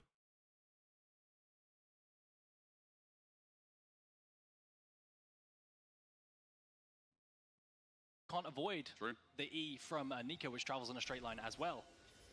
And how does it feel when the jungler shows up and then lets the Nico get a freeze? That makes it really, really difficult, eh? You're already down a TP. You're just going to be autoed to death. And you know there's no bailout. If you get chunked too much, you're just going to have to recall and walk back. Is there vegan creatine? Yes. In fact, Ascent has, I believe, vegan creatine as well. Plant creatine. Yep. Null Magic is curious. The Ascent protein is at Costco. Is it? Because you're facing, I have no idea if it is. It is really good, though. I just buy it on Amazon. But you were rushing Mercs, and maybe Kana hasn't really played against or realizes exactly what he's going on. Tystro says the Ascent protein is at Costco, though. Against, because the magic or the no magic. It is really good creatine, or really good protein, though. I saw a sidestep from Alvaro on the hook there. Targamas could have landed that, and it was a 3v2. So Alvaro avoiding death or maybe a flash pop. Maybe what Merc treads early is the thought process there that the tangle barbs will stop part of the matchup, but again we know that Tabi, we just talked about it, like it's like the conversation we were all having last game, right? Where we're like, hang on, what's the way up? Do we go Merc treads because we're going to be locked down every 2 seconds, or do we go Tabi to stop the majority of this team's damage? Absolutely, and it's a rough one because of the potency of CC right now without the lack of tenacity. As all side lanes are winning. For the side of MDK, Recall's forced down in bot side. Upset's not going to be able to TP back. He's not a top laner. And Recall coming in for top as well. Kana should get his wave shoved in by Mirwin here, and he might miss a minion or two as well. So, Mirwin actually, it's interesting that they're actually swapping lanes now. CC right now without the lack of tenacity. They're swapping lanes for grub spawn. The success that I might actually have to hold on to this point. Also, they may not want the Renekton into the Nico, so they're trying to overload the top side. Closer isn't 6, though. A shift in identity for them where it hasn't been so much of, hey, we're going to try and like brute force through boss. Instead, we're going to try and play for Elyoya on these carries. So the fact that now they have to go back towards this style because of the hyper-focus KC put on towards Elyoya in draft means that it is going to be a bit of a different style. At least the moment now, guaranteeing that push in. Closer didn't use Smite, though, so he still has it, so he might be able to get another one. Closer didn't even get one of them. I mean, Closer's going to go over. Yeah, you're right. And it's only... Oh, he didn't get one. Now, guaranteeing that push in mid. Oh, no, he did get one. Elyoya means that MDK can get scrubs in the reset. Okay. He's a Closer didn't even get one of them. I mean, yes, he's going to go over. That's a crab. Right, and it's only singular in the end. Mirwin's coming down as well. This is over egregious. Targamas being here as he flashes over. Almost gets caught out with his life for first blood, but the disengage is there. The grub's reset, and still 2 for the taking there as Elyoya thinks about it, trying to get level 6 ASAP. MDK not losing down bot side either. It's not like they're overcommitting numbers trying to secure these grubs. They are catching waves for Smoking a pork shoulder day, but going Moroccan spice, making some tzatziki and hummus. Ooh, that sounds great. To go against I miss my smoker. No smoker in Korea. Well, while we were talking about Elyoya, I did want to bring something to your attention. You know, we were hyping this guy up as like the carry jungle king. I know Yankos had that reserved over multiple years, but I missed the trash. Recent performance and how dude, Ferret. This new that Team Liquid Dignitas performance. Holy shit, that was a next level bad game by Dignitas. A better performance because, again, he was the carry king. I mean, the stats just showcase perfectly exactly how MDK like to play. They love. How much do Koreans smoke compared to the US? Like cigarettes? A lot. Meat? None at all. They'll gank Mirwin, they'll gank mid, they'll do whatever together. And Super sometimes comes along for the ride. No, Team Liquid played fine. That's exactly and they dominated that first game. That's nuts, actually. Yeah, it is really dominated the third game as well. Actually, I didn't absorb that until that's really bonkers as Alvaro comes on in. A close-up. Oh my god. Wait, now he has to... Wait, if MDK collapse on him, he doesn't have the Q to get over the wall. He might have to flash He'll out have of this, Q. actually. MDK doesn't look like want to collapse. He's got Q now. He should get his wall breaker back up. There it is. And hop over the wall. So, He has flash I too. will It say doesn't good really news for matter. Casey is that something you want to do versus Vi very often is attack her because she's quite weak pre-6, and you had Pryos in the Nico as well as the Zhuani who can attack junglers early game. She has been able to, the Vi has been able to clear and get secure level 6. So now Import the Traeger. The problem is I have nowhere to put the Traeger. I'm in an apartment. This is a horror lane state, no? What do you think? I'm in an apartment. I can't put it on the roof or anything. The roof of this building is like 45 stories. You can see it on your screen. It's a slow push in to There's no place for the Traeger. There's a Great third tragedy. CS lead right now. Obviously, it's a growing wave for Mir when he's slowly pushing it in, but yeah. Very often what you'll see is these chunks from range champions of the melees and pivoting that into a dive. No one's going to go head up top side though, so I think Kana should be okay farming under tower. Do you ever feel like you change up your build then as a Renekton, like go Stride? Lifesteal or go Stride Breaker or something that's a little bit Stride cheaper against to try and Cannon is survive? quite common, I so think, does it reflect that? I think absolutely you can change your build to go towards something like Stride Breaker, and that way when you play against 380 carries, you can maybe stick to them. It's a band-aid. I'll have to wait till I get back to the States to go with smoking again. Yeah, more auto attacks. I think this is why I'm kind of against blind pick Renekton a little bit, but I get the idea with the single target burst. That's obviously going to be our talking point for quite a bit, as we've got one. At least you have setup because you have Vi ults. You can set up for the Renekton, so it doesn't feel as bad. Also, Kana is kind of a legendary Renekton player, even though it is kind of bad. Kind of level, you know. As we see top And he is lane down play out, 25 we gotta CS. Look out to see what happens towards Grubs next. 1 minute 30. Splitter works on turrets, and Nico's actually a really fast split pusher as well. Last time we saw her, so Grubs do have, again, a lot of value here for MDK if they can secure. Yeah, and the fact that you managed to steal one away for KC is pretty nice, because again, if you can try and get two, then you end up in a split, and it's not as bad, but MDK trying to find the pick. Fresco is the only real damage dealer, though, so I have to be very careful, because you can always turn on towards Frescowi with Closer's ultimate and having the point and click from Targamas, which is just half a level away, and then make it very difficult for the rest of MDK to try and follow up on that. So Oh yeah, it's definitely Connor's most played champion. like, That's the way yeah. that MDK have thrived is having When he was on D+, it was actually a massive win condition for him. You know, Renekton isn't bad in every meta. I just think he's bad in this meta. Yeah, it looks like the control is going to go over to the side of MDK. Those tab eyes in Corki's inventory, you have to pull the trigger with the Vi and the Tristana and one-shot a target, but that's The thing is, I don't think the Renekton matters here because they actually just can't clean up fights because Supa will not have an opportunity to live ever in these team fights because they pick Zeri and let them have fucking Kaisa, Vi, Nautilus, which is the ultimate Zeri sin. I mean, again, today we've seen nice top matchups that we can yap about. Oh no, look at them. They might be heading topside. I think I smell a dive. Although, what happened, bot? I think they just go for Void. The Renekton is actually just irrelevant to this game because everything else is just anti-Zeri and she's going to be the majority of their damage. Except for being access that jungle as you set up the vision for MDK. Supa though now. Supa? He should hop over. He can just hop on the wall. But You're right. yeah, I think this is where, so you now draw Targamas down to guarantee Upset being able to enter into anything, which then means that MDK see Targamas and Boss, know they've got the advantage for numbers in topside, so they get the Void Grubs, which are now pushed into 4, which just helps out perfectly for Mirman on the split push. Yeah, absolutely. With that prior, I completely agree with you. Top and mid, you secure Grubs, and now 6 Grubs to the side of MDK. That Nico is going to have a field day hitting these towers. Close enough to 5, 6, right? Yeah. But the point stands, doesn't it? The Grubs is... You know, Dracos, was it Dracos who called you Daddy Slow Dagger game. on the broadcast, or was that me?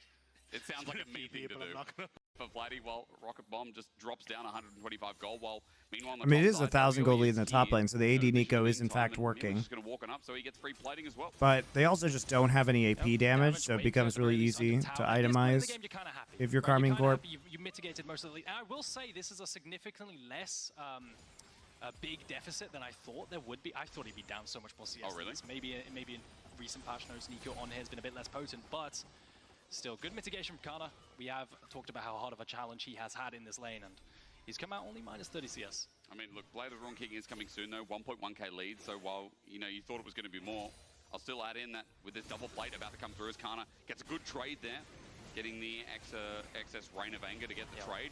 Casey will start the Dragon looking for their second. And I mean, they are starting to stack these up. The thing is, though, the reset timers on MDK have been a bit funky. So yeah, I don't like the Nico play here. Like I think they're just trying to dominate lane, and they figure the Renekton will be useless. But it doesn't matter if the Renekton is useful or useless, because the only thing that matters is you have a lot of CC if you're Mad Lions, but you have no damage. Like, especially because you're building AD Nico. Where is your damage coming from? It's coming from Corki and Zeri, right? But Corki is not a super big late game damage threat. It's Zeri, and Zeri needs to play janitor, so you can CC them with Nico, Sejuani, and Rel, but that doesn't do any damage because, again, Nico's not going AP, and so Zeri has to clean up. What happens to Zeri? Zeri eats Vi ult, Nautilus ult, Kai'Sa ult, and dies. And so I'm sure they'll probably have some engages where you're like, ooh, bunch of people got crowd controlled, but then they just target Zeri. Zeri dies, and then they can't finish the fight. That's what happens in my mind when I think about these fights. We'll see if it becomes reality. Casey was dead for the first time. He's waiting in brush, pixel brush, but Elyoy is there. Flash away. There's the ulti to follow up. All right, here we go. KC can turn this. The flashing from close is great as well. And Alvaro gets the trade here with a great engage himself, but no one there to support. Two members down, a double over to upset. I mean, they baited both TPs out. Mirwin didn't have TP, doesn't choose to TP. Mirwin just doesn't choose to TP, and they all in this. And Corki's not there. It doesn't matter though. They actually didn't have to. They didn't have to double TP. Now starting to stack right. dragons, and there isn't really a huge answer. But Targamas needs to be careful here. He is. He's waiting in brush, pixel brush, but Elyoy is there. Flash away. There's the ulti to follow up. But a double knockup is bid with a depth charge. KC can turn this. The flashing from close is great as well. And Alvaro gets the trade here with a great. Vladi's here, guys. No one there to support. They actually just straight up win that without either solo lane or teleporting. They didn't have to use any TPs, and they still win. Kills, but at what cost? You have 5 grubs on the other side, hitting top and mid tower. It's at least going to be equal, if not more. Is it worth? I don't think so. I don't think so. I mean, sure, you get some kills, right? But again, yeah, Super was terrible. Going to be down. Well, Mirwin now gets the reset. This goes into melee range versus the Nautilus and gets ulted. Closer didn't even have to ult in that fight, by the way. Who called you daddy? Closer doesn't even ult. Closer doesn't even ult because he just hits the Q and then he dies. Like, remember that the Vi ult is still up, so they definitely take both of those kills without Vladdy or Kana TPing. They commit so many numbers down to this bot side play. You secure 2 kills, but at what cost? You have 5 grubs on the other side, hitting top and mid tower. It's at least going to be equal, if not more. Is it worth? I don't think so. I don't think so. I mean, sure, you get some kills, right? But again, like, top turret going to be down. Well, Mirwin now gets the reset. He can move down to that bottom side, especially as the Rift Herald's back up. I would like to see Supa actually moving in towards this top side. I think it's a bit of a mistake that he hasn't, but Mirwin, yeah, he should be fine. But I think you could have contested then to basically do the same play where you force KC to overcommit onto this bottom side because they're trying desperately to turn this play around. I mean, this play screams of I'm bored or desperation from the Renekton because he's doing nothing on top side. He doesn't need to be here. He TP's in and the fight's already over. He managed to secure an assist, sure. Sorry, it screams I'm bored. Yeah, no, I mean, it's a real thing, right? I want to participate in the game. I'm getting flashbacks. Do you remember Luma? Yeah. He's like, I'm bored. I want to engage in the middle of like a playoff series. So maybe a very similar thing. The thing is, the TP wasn't even on a good wave stack. Like, he didn't have a wave pushed out, so he didn't have much time. He knew he was going into that losing plates, and now... And bot side as well, first blood turret is just another win for MDK. I mean, MDK, yeah, maybe in the long run, it's just so much better. I mean, we talked about it like, yeah, KC get the 2 kills, but 3k gold lead just about now. Top is a hair's breadth away. KC are going to be getting the Herald, so that's a plus, but like, again, MDK, these side lanes plus Super. I cannot believe that you're not going to review the Omega banger that was NRG versus Shopify. Yeah, I'm not doing that. Even I have limits, guys. I already had to watch Dignitas versus TL Game 1 Clown Fiesta. Mid-air got that ulti off, otherwise maybe that crush down connects. But the point I was trying to make was Rift Herald needs priority to be able to play around us. If you just plonk it down, you're not. I'm so tired of seeing Trist. Well, so you kind of need your have you seen Jensen's Trist? If you hate Trist, you may enjoy that. If you hate Trist, I would recommend watching Dignitas versus Team Liquid Game 1 and watching Jensen attempt to play it. Also, it's 14-14 in LCK this week, so hopefully there'll be less Trist in Korea. Follow up, they don't want to commit because Nico still has that ultimate, and it's going to be bot side control again because they expend numbers up top side. What I'm going to play when I get home is Casey. Can it be worse than Faker Trist? Oh yes, it is worse. Defend mid turret, and Super just hovers around with his engage. Alvaro Elyoya right now syncing up nicely. Trying to move across this dragon, 2 minutes away, and maybe is preparing for the future. Yeah, and I think you can kind of see what I'm talking about is that you have push on mid, top, and boss. So trying to move onto the map as KC is actually pretty tough right now. So I think what we're really going to see is this Rift Herald used to try and get mid tower in response to a dragon. You already have 2 dragons yourself as KC, and while it would be great to try and look for a fight, I think the fact that Khan is so far behind makes it a bit tough. So opening up a tower somewhere with this Rift Herald is probably going to be a little bit more value to try and inject that gold into you. Heading into mid-game, what KC like to do, and what they should probably do, especially with this Tristana on the team, is you strong side, bot side, play for this tier 1 turret. You can give up this Rift Herald if you want to, or play for yeah, top the and give up Cassiopeia the was next good. dragon. But you need to get gold onto this Tristana and play for those towers on the opposite side of the map. Closer loves to play side lane with Vladdy. He did this all the time with the Sejuani and the Yone duo. Yep. But they really aren't activating, and they're getting pushed in every single front. And gold lead's red across the board. Look at the bottom. This is what I was talking about. It's a 3k gold lead. It's a good early game for Mad. And while it hasn't been as explosive as we expect, we're just going to watch this part 2 play to the Ruin King damage. Yummy, yummy. Tangle Barbs, is that connected? Maybe. Kana would have had to burn a flash or an ulti as he gets tagged out on the way back. But side lane's just, I mean, that Nico needs so much attention. Kana building Merc Treads first against AD Nico. Not sure about that one. You know, they do have that global collapse, and it is a squishy. Like, Merc Treads fucking suck. Why do we have 2 Merc? What is this? Why does Vi have Merc Treads? Like, I guess because Vi doesn't want to get CC'd, but like objectively, all of their damage is AD. Nico, right? So this range champion in the side lane, it does need some vision backing it up and maybe some shadowing. Got Stride Breaker just now as well, so maybe that changes things. I think plus, like, Vi should just be flying in and ulting somebody, and it doesn't matter if she gets stunned after that, in my opinion. As soon as they realize the Renekton isn't on top. Alvaro engaged, the crash down is there. The ulti flies a little bit short from Elyoya, so Targamas is fine. TP comes in, and 10 seconds till Dragon. That is an ulti down for Elyoya, and KC trying to use tempo to get mid. And this is what we're talking about. Use the Rift Tower to try and get that mid tower. You don't have Mirren in the play, and he's not going to be as strong unless he can get that engage coming through from Alvaro and Elyoya. So mid tower barely left standing as KC now try and take River, but MDK, they're in a good spot to contest this. Items completed across the board. Everyone has. Okay, how long is Super gonna live? Close to find a single target and burst with Kana's flash. Or will the free hitting of MDK's 80 carries come out on top? Let's see if Mirwin can enact that right. He's also here. Kana off on the side as well. Alvaro holding this bush makes it really difficult for KC to try and push forward because the setup from MDK could be huge. Kana trying to take space, upset. It already pushed in the wave of mid, so they get the tower. And now the steal from Closer.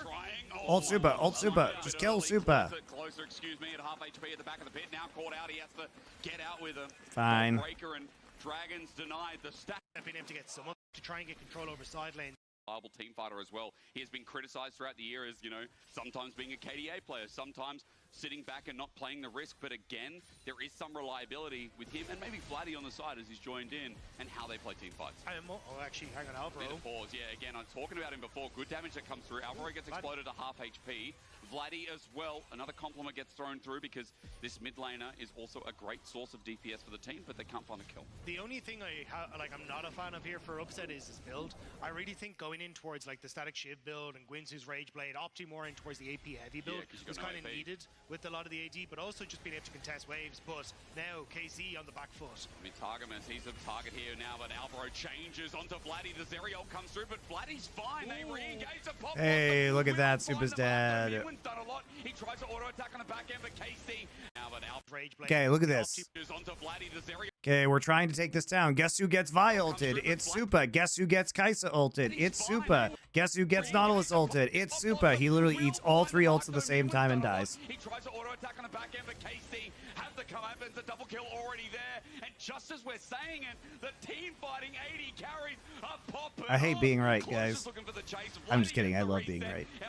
It's the best. And KC's reliability is soaring with their stonks. Yeah, a teamfight win in the mid lane. A bit of an overextension. Super didn't take cleanse. He can't do anything. He doesn't need cleanse. Barrier's the right choice. He can't cleanse off any of the relevant CC. He can't cleanse off Vi ult. He can't cleanse off not ult. And those armor items are coming through, but now they managed to kill Nash, and this is how they accelerate. And the fact that you're going to be able to rinse this with double AD carry, double Kraken, it does not survive very long. Perfect timing for KC. And MDK, we talk about those little missteps. Well, oh, this draft is so bad from MDK. MDK push forward because they think they've got the reset to the hex gates, bringing upset. When other teams take guys, when other teams take Zeri, they ban Vi and Nautilus or they pick Morgana. Like, what is this shit? They just let them have, and look, he flashes too. It also doesn't matter how much crowd control they have because Supa's the only damage. So, and Corki's just not there. And from that position, KC are just able to chase them down. Yeah, the engage into mid. I think Alvaro thought maybe because the tower was so low they could play for killing the tower at the same time, or maybe he just thought he needed to get away. Regardless, it's a massive lead and a throw over to KC. It's gold even now as well. That 3k gold lead through lane changes face, and you know, when we were seeing green, or again, I'm not sure if I'm colorblind, let's just call it green in the bottom of your screen, that now starts occurring. It's grown a little bit. Upset as well, 1.3k gold lead, and I'm looking through Vladdy as well, who's starting to rear his head now with Baron. Make a punish onto him. You see Targamas as well as Kai'Sa upset there, also trying to make a play onto Mir. When he gets out though, he's been playing the side lane extremely well, and that's maybe an avenue they can take to come back.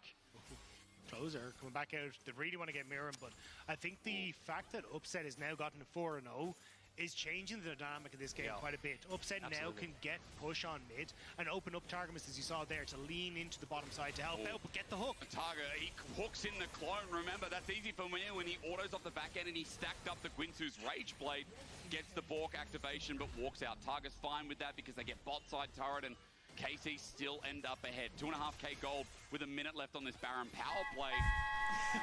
Tasty STMG. Tasty's TMG. I don't know how to say your name. Thank you for your resubscription.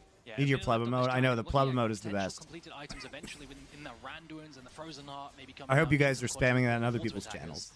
Regardless though, control initially over to MDK as they have control using the Scuttlecraft vision as well. In the left. And item components across the board, relative parity. The front line. Did Matt change their entire roster except for Elioya? Yes, they did. But MDK not completely out of it yet. The pleb mode is goated. KC trying to step up to compete on the wave, but MDK, there's a lot of members there. Targamas gets a word, does realize he needs to back away as the rest of KC come for reinforcements, but this is where it becomes so crucial. This mid wave gives you so much control over the map and trying to help Merwin get push on this bottom side. So the fight begins, Targamas with the hook. And again, his stretch lines haven't been bad. The depth charge as well. Super gets over the wall, so at least he's away from that engage. Pop Blossom is there. It's a one-man. See, it doesn't matter. It doesn't matter if the Renekton is actually useless here, because look at this. Everybody's just a magnet onto Super.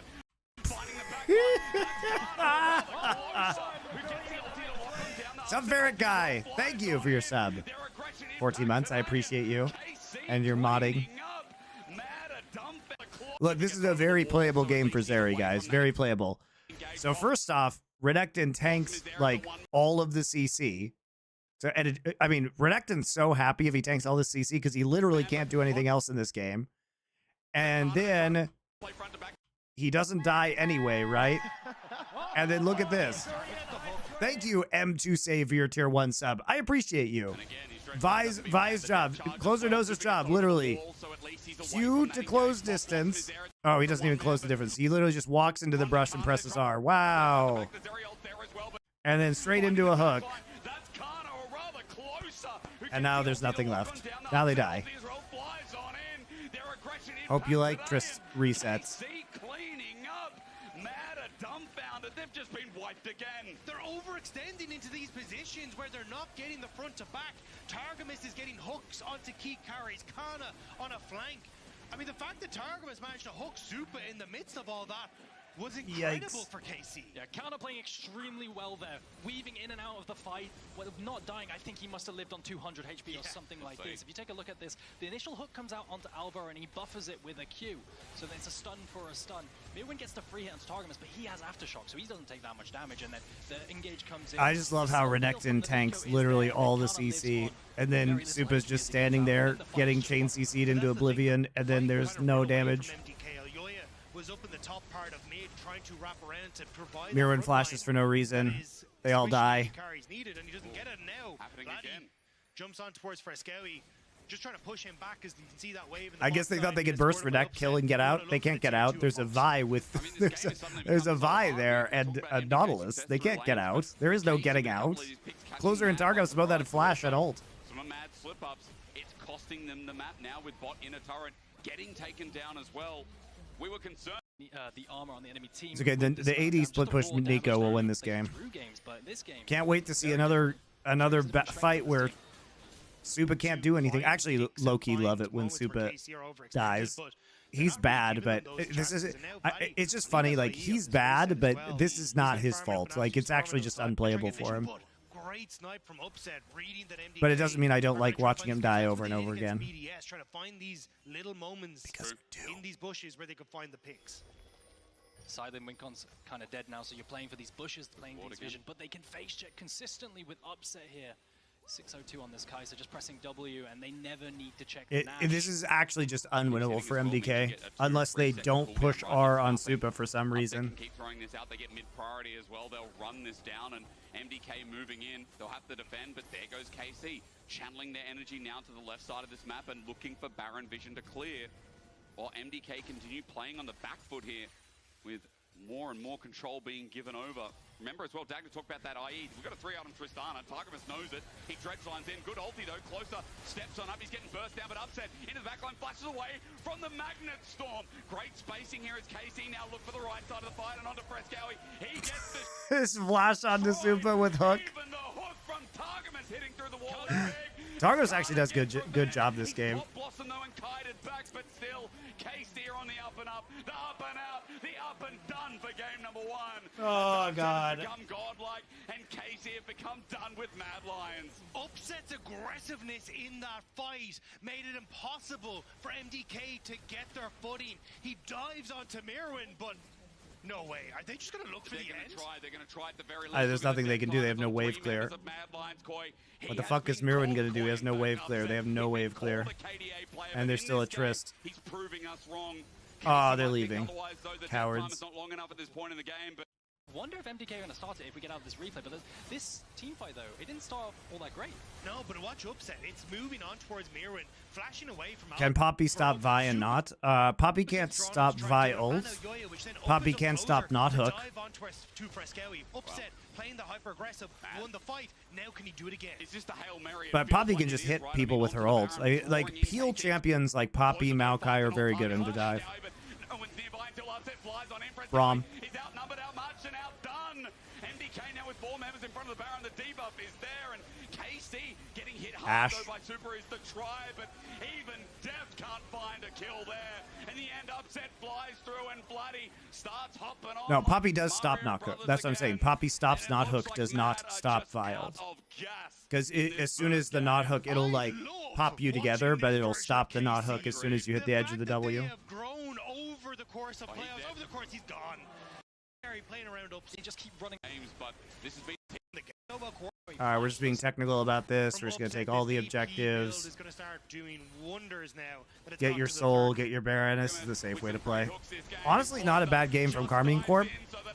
But it was also just, I think this was giga unwinnable in draft from Mad Lions.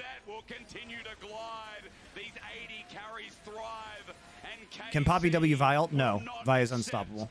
Time to die. Upset says stop and watch as he outplays MDK beautifully in the base. The Nexus turrets are falling. Tom Kench spell shields, and Zonya is the only thing that can stop fire. Tom Kench doesn't even stop it, it just knocks up Tom Kench. Spell shield, Black Shield stops it, Zonya stops it. That the game fell into the lap, they took it and they ran with it. They didn't stop. They secured every single dragon.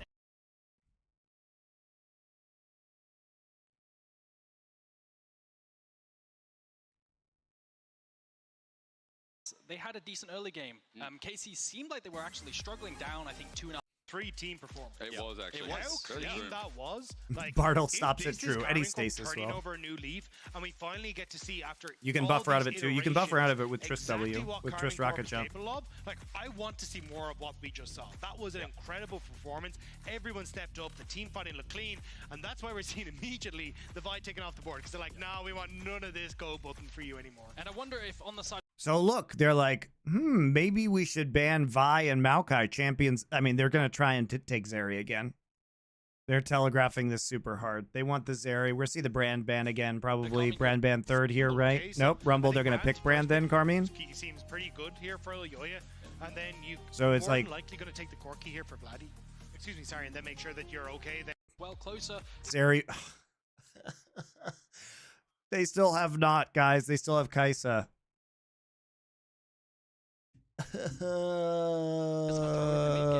We just saw their mid game do extremely well.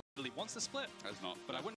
in the mid, but more than likely going to be for upset in that Just bot take side. Nod You know third. you're gonna Okay, they're going to take Brand. Sometimes it's his best champion. In my opinion, Vladdy's best champion is Azir. We saw a bunch of Mia Masters, and he would solo win. His Talia, Vladdy's Talia has been good. I haven't seen enough of his Azir yet. AD mid has decent matchup into these champions as well.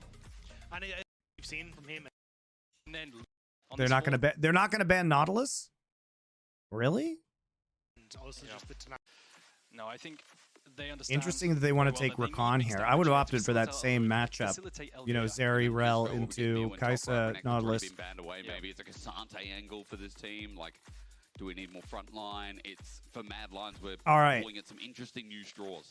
Yeah, I'm kind of Do curious Kennen. because you're looking at a very Kennen. squishy line for Mad Lions Koi. Do Kennen last pick. I do R5 like the I was Kennen. going to say you're playing at a very similar range. So gonna have in- TF, yeah. So going to be heavily Jax. reliant again on Alvaro. Oh, Jax is banned. Yes, you've got Kennen is so good here. I am Bomo, thank you. Thanks to Stream Sponte. You're welcome. Thank you for being polite, I am Bomo. I appreciate you. Not like everybody else. Oh, we're going to go for the Camille? All right. I dig it. Was relatively short range, and if you could spot around a marker, say with Sejuani or whatever, it makes it very difficult then to try and play into All right, that. so we just got more lockdown, basically. So now, Crown Spin Blue. Uh-oh. What happened to Crown Spin Blue? Rip Crown Spin Blue. Ah. If you could spot around a marker, say with Sejuani or... Somebody move the file location of Crown Spin Blue. Ah. I hate it when that happens.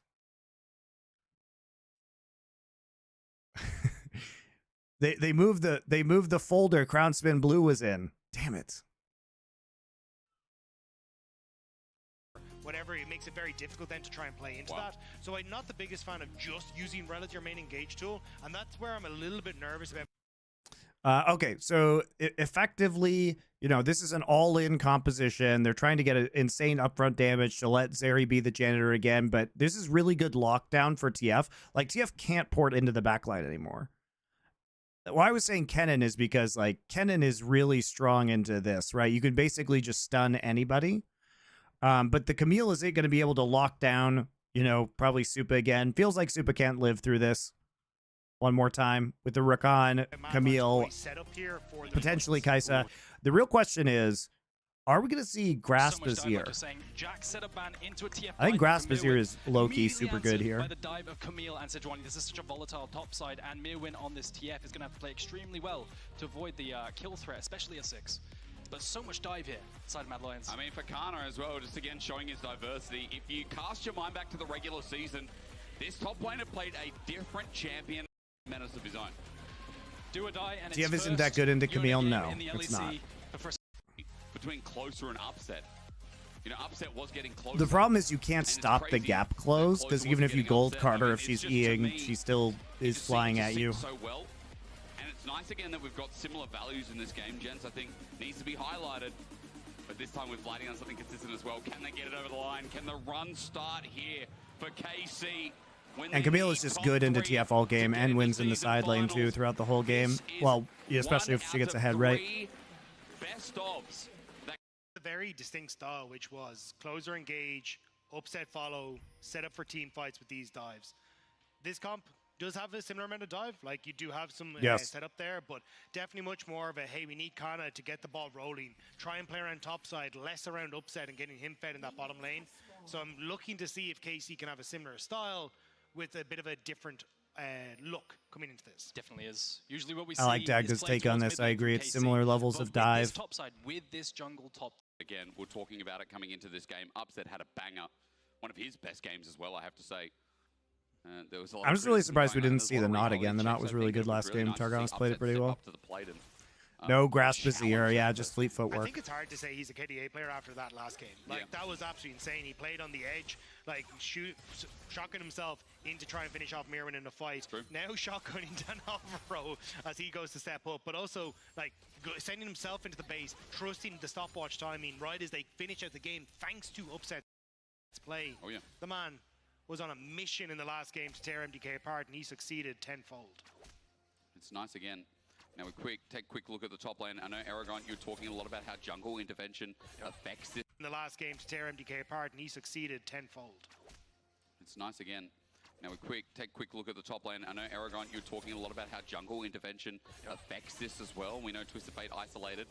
Going to play with range nicely, but hang on, a shattering strike there. Ignite is going to be cleansed away from. Super and Alvaro hit level 2. They're over the wall, they're in fast, and they get a summoner advantage. Immediate trades coming down in bot side, but I think they should be okay. Brand should probably want to full clear here. You could see Yone walking down to bot side to get some vision, potentially scout out any kind of invade or attack onto mid lane from Sejuani. But those trades ultimately down bot side shouldn't amount to anything because the Brand is pathing well. Yoya going to value his full clear more. My eyes, though, are on top lane. What is the lane state like by the time that Sejuani... What is the lane state like? What is it? And eventually cause a gank onto Mirwin. He is very fragile in this lane. It's going to be difficult. I think the wave will just crash on this, and there's not much you can do. So Mirwin will be able to at least get vision down. Yoya goes to the invade. Getting in deep. I mean, he's level 3 here, closer at half HP. Going to try for a smite steal. Camera goes away for the time being. That's because we're getting in engaged. There's a flash remount, not to Upset, who now has to burn his own flash. Another big win. Super and Alvaro stepping up to the plate. What we knew of them in winter, now becoming a reality. Super used his flash though too. Flash though, Super end up burning his, doesn't get the kill, and you also get the flash out of Alvaro. So in the grand scheme of things, you actually end up just evening out what had already been a summoner level trade advantage for. Okay, so we're recalling This is the thing with drafting Sejuani and going for bot crab. Early on. You have fantastic team fighting, fantastic dive as the game goes on, but this Rel and the Zeri should take over early game. That's exactly what we're seeing. Minor CS lead as the recall comes through for Zeri. I'm just curious as to what happened, bot. You can see that Khan trying to push it out as Frescowi gets a damage mid. Here when working to push Closer off to just try and affect what Closer's able to do on the map, and the spawns come through and see if they can steal away more of these camps off of the pressure bot lane has. I mean, Alvaro's starting to move already. Maybe part of the play from what we saw before. Pretty greedy pathing from Elyoya. He's taking a long time to recall here. Push him out. Also, Scuttlecrab is there, so movement speed bonus if Targamas decides to chase this, but Upset sitting on a ward for the time being. Alvaro might have to crash down outside the Dragon Pit. Or we're also looking at Frescowi getting a good trade against Vladdy in this matchup that he chose here on the Yone. A lot of tension down bot side right now with that wave crash that Zeri wants to pull off here. Super trying to crash the wave. You could see they even called Elyoya to shadow just in case a play happened. Now, they can free hit this tower and get some plates, and that means Sejuani is going to be on the map sooner up top side. Once again, looking at that level 6 timer, 5 minutes 30. Top crab's still not taken. Popping the biscuit that he was holding in his inventory. So just going to stick for this wave and I imagine reset because he also wants to try and hit that level 6 and get that first nice recall and purchase before these Void Groups fights. Take a look here. Slow pushing out. So if Mirwin dies here, he has no TP to get back to lane. He does have good read by Elyoya. This is a window here. Kana has ulti. Coming closer, drops a ward first, and the Hextech ultimatum gets dropped on down. Remember, Mirwin doesn't have it for the chase, so Kana's just on out the seer, out of connect. Good read by Elyoya. From close up. He actually played really well around this because he delayed getting the crab until he recalled and full clear or cleared his Raptors and Krugs again. Timing is really good. The fate seal not interrupted. Vladdy's hit on the way out, but Frescowi is looking for double Q. A nice roam from Targa there. He gets Frescowi out with his ulti as well. Ult trade happens in the mid lane, but this is exactly what we talked about. In the top side, there is a massive window where TF can die in this matchup, and they managed to mitigate it. I love what you said, Dagda, because that excellent read from Elyoya was exactly that. They knew that Camille would get level 6 on that timer, and he made sure to be there on that slow push. Yeah, and now you don't have that ult available, so Elyoya able to take the Void Grubs on top. Targum is still sticking around mid as Frescowi should be able to collect this wave with Alvaro being in tow, but again, this is kind of where MDK thrive, is Elyoya, when he's able to get into the head of the enemy jungler, play to mitigate, and then expand leads when they find it. He's in a great spot, and Oyoya now with 6, is like he can really start to threaten some of these lanes. He is an in-your-head kind of jungler, isn't he? That's a nice thing to say, Doug. I feel like Oyoya kind of runs with it and just continues staying in the enemy's head. I have a question. CS lead in the jungle. I just thought of this. After 12 years or wait, 15 years of watching Twisted Fate, whenever I see them draft a kind of duo like TF Talia, for example. why is Twisted Fate's passive called Loaded Dice when he only uses cards and not dice? With the mitigation as Engage comes through bot. Targamas tries to stop the back, I think, and at least going in. Super just pop. For example, or something like this. They always play really well around top, and now this game they've done exactly that with the mitigation playing around top side. Whenever I see them, I understand that he already has the stacked deck ability, but Loaded Dice makes no sense. Really well around top, and now this game they've done exactly that with the mitigation as Engage comes through bot. Targamas tries to stop the back, I think, and at least going in. Super just pops the ulti. His flash not available, so Targa gets on out. But it was with a hair's breadth. His flash heal. Now also down again. But now you can see where Brand is on the map. MDK could look for a potential dive if Upset's left alone. So Closer would need to try and cover Casey in this bottom side, especially with. I'm just saying he doesn't have any dice. Frescoe in the mid lane, and even if you don't really he doesn't have any dice. Spot, you can even look for literally all his abilities are cards, all of them. And a potential dragon could be on the cards for MDK. MDK again. It's the early game that's looking good, right? First 8 minutes, gold lead in every lane. We talked about it last game. They held their aggression, or rather, should I say, they held their lane state quite well. Stack deck? Yeah, well, stack deck is already one of his abilities, so they can't use it twice. Push their advantages here and build a bit of a bridge of gold. We're about to see Oyoya. Oh, hang on. Well, Super takes the ulti onto Super, rather upset, right on top of this Zeri, but not enough damage yet, and especially with Frescoe. Oyoya forgoes like dragging or trying to play for his own leads off of pushing Targamas out, instead keeping Mirwin in check. Absolutely. Look at the top side wave state. They're trying to crush a wave in top, and they're having everyone shadow it just in case the gank potential is there. Because if they manage to pull through this early game, even they are ahead because their jungler's farming faster. They've accrued CS leads in every single lane naturally. So it's a genuinely good winning lane state, or game state rather. And again, we talked about unlocking Mirwin a little bit there as well as the roams come up and MDK is setting up. Yeah, MDK want to try and go for the dive, but now spot Closer, so decides to try and pull away. So they were, it was going to be a little bit dangerous if they tried to go for it. I would have been happy with just letting that push in, but they're able to try and back away, and now they're all right. Yeah, I agree. That was a bit spooky versus Camille, or maybe dodging out some spells. But now, going into mid lane, it's just them. Alvaro and Elyoya is a tails all the time. Like, I feel like they do this every single game, run around with a strong duo, facilitating each other, and also facilitating the lanes. I also love when you do get Oyoya on these AP junglers, because like Alvaro is always going to play some sort of tanking engage, right? So it's just that. Yeah, he will. Nice. But it's just that you end up in a position where you've actually got a person just wasn't really. Oh my God, the early games of both these games have been so boring. How are we not?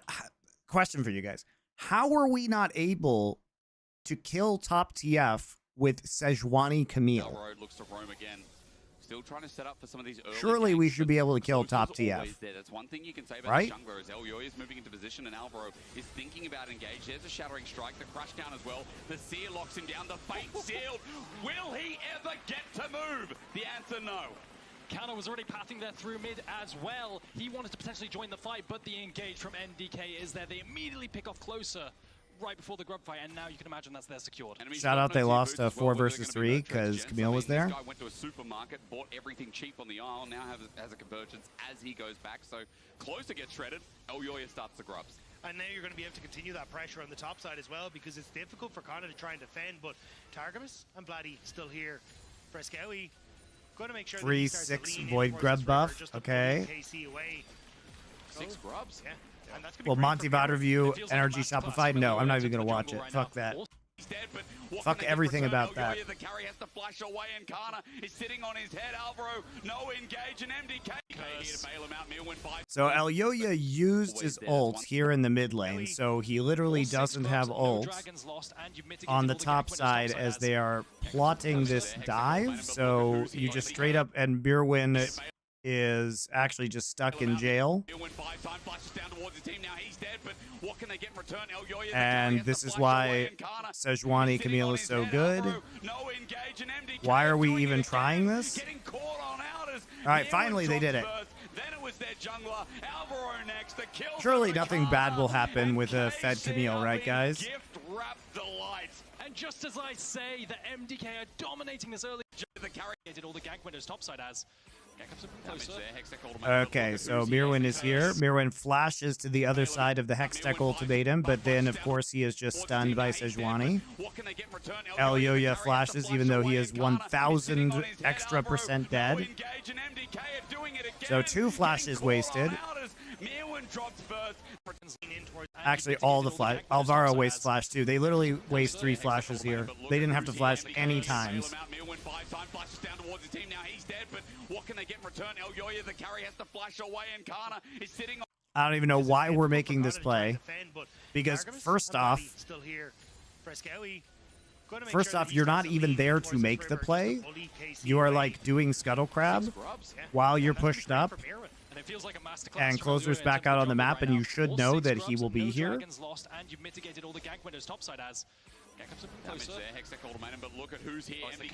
I love it when he flashes when the Sedge passive, E passive is just stacked on him. Very good.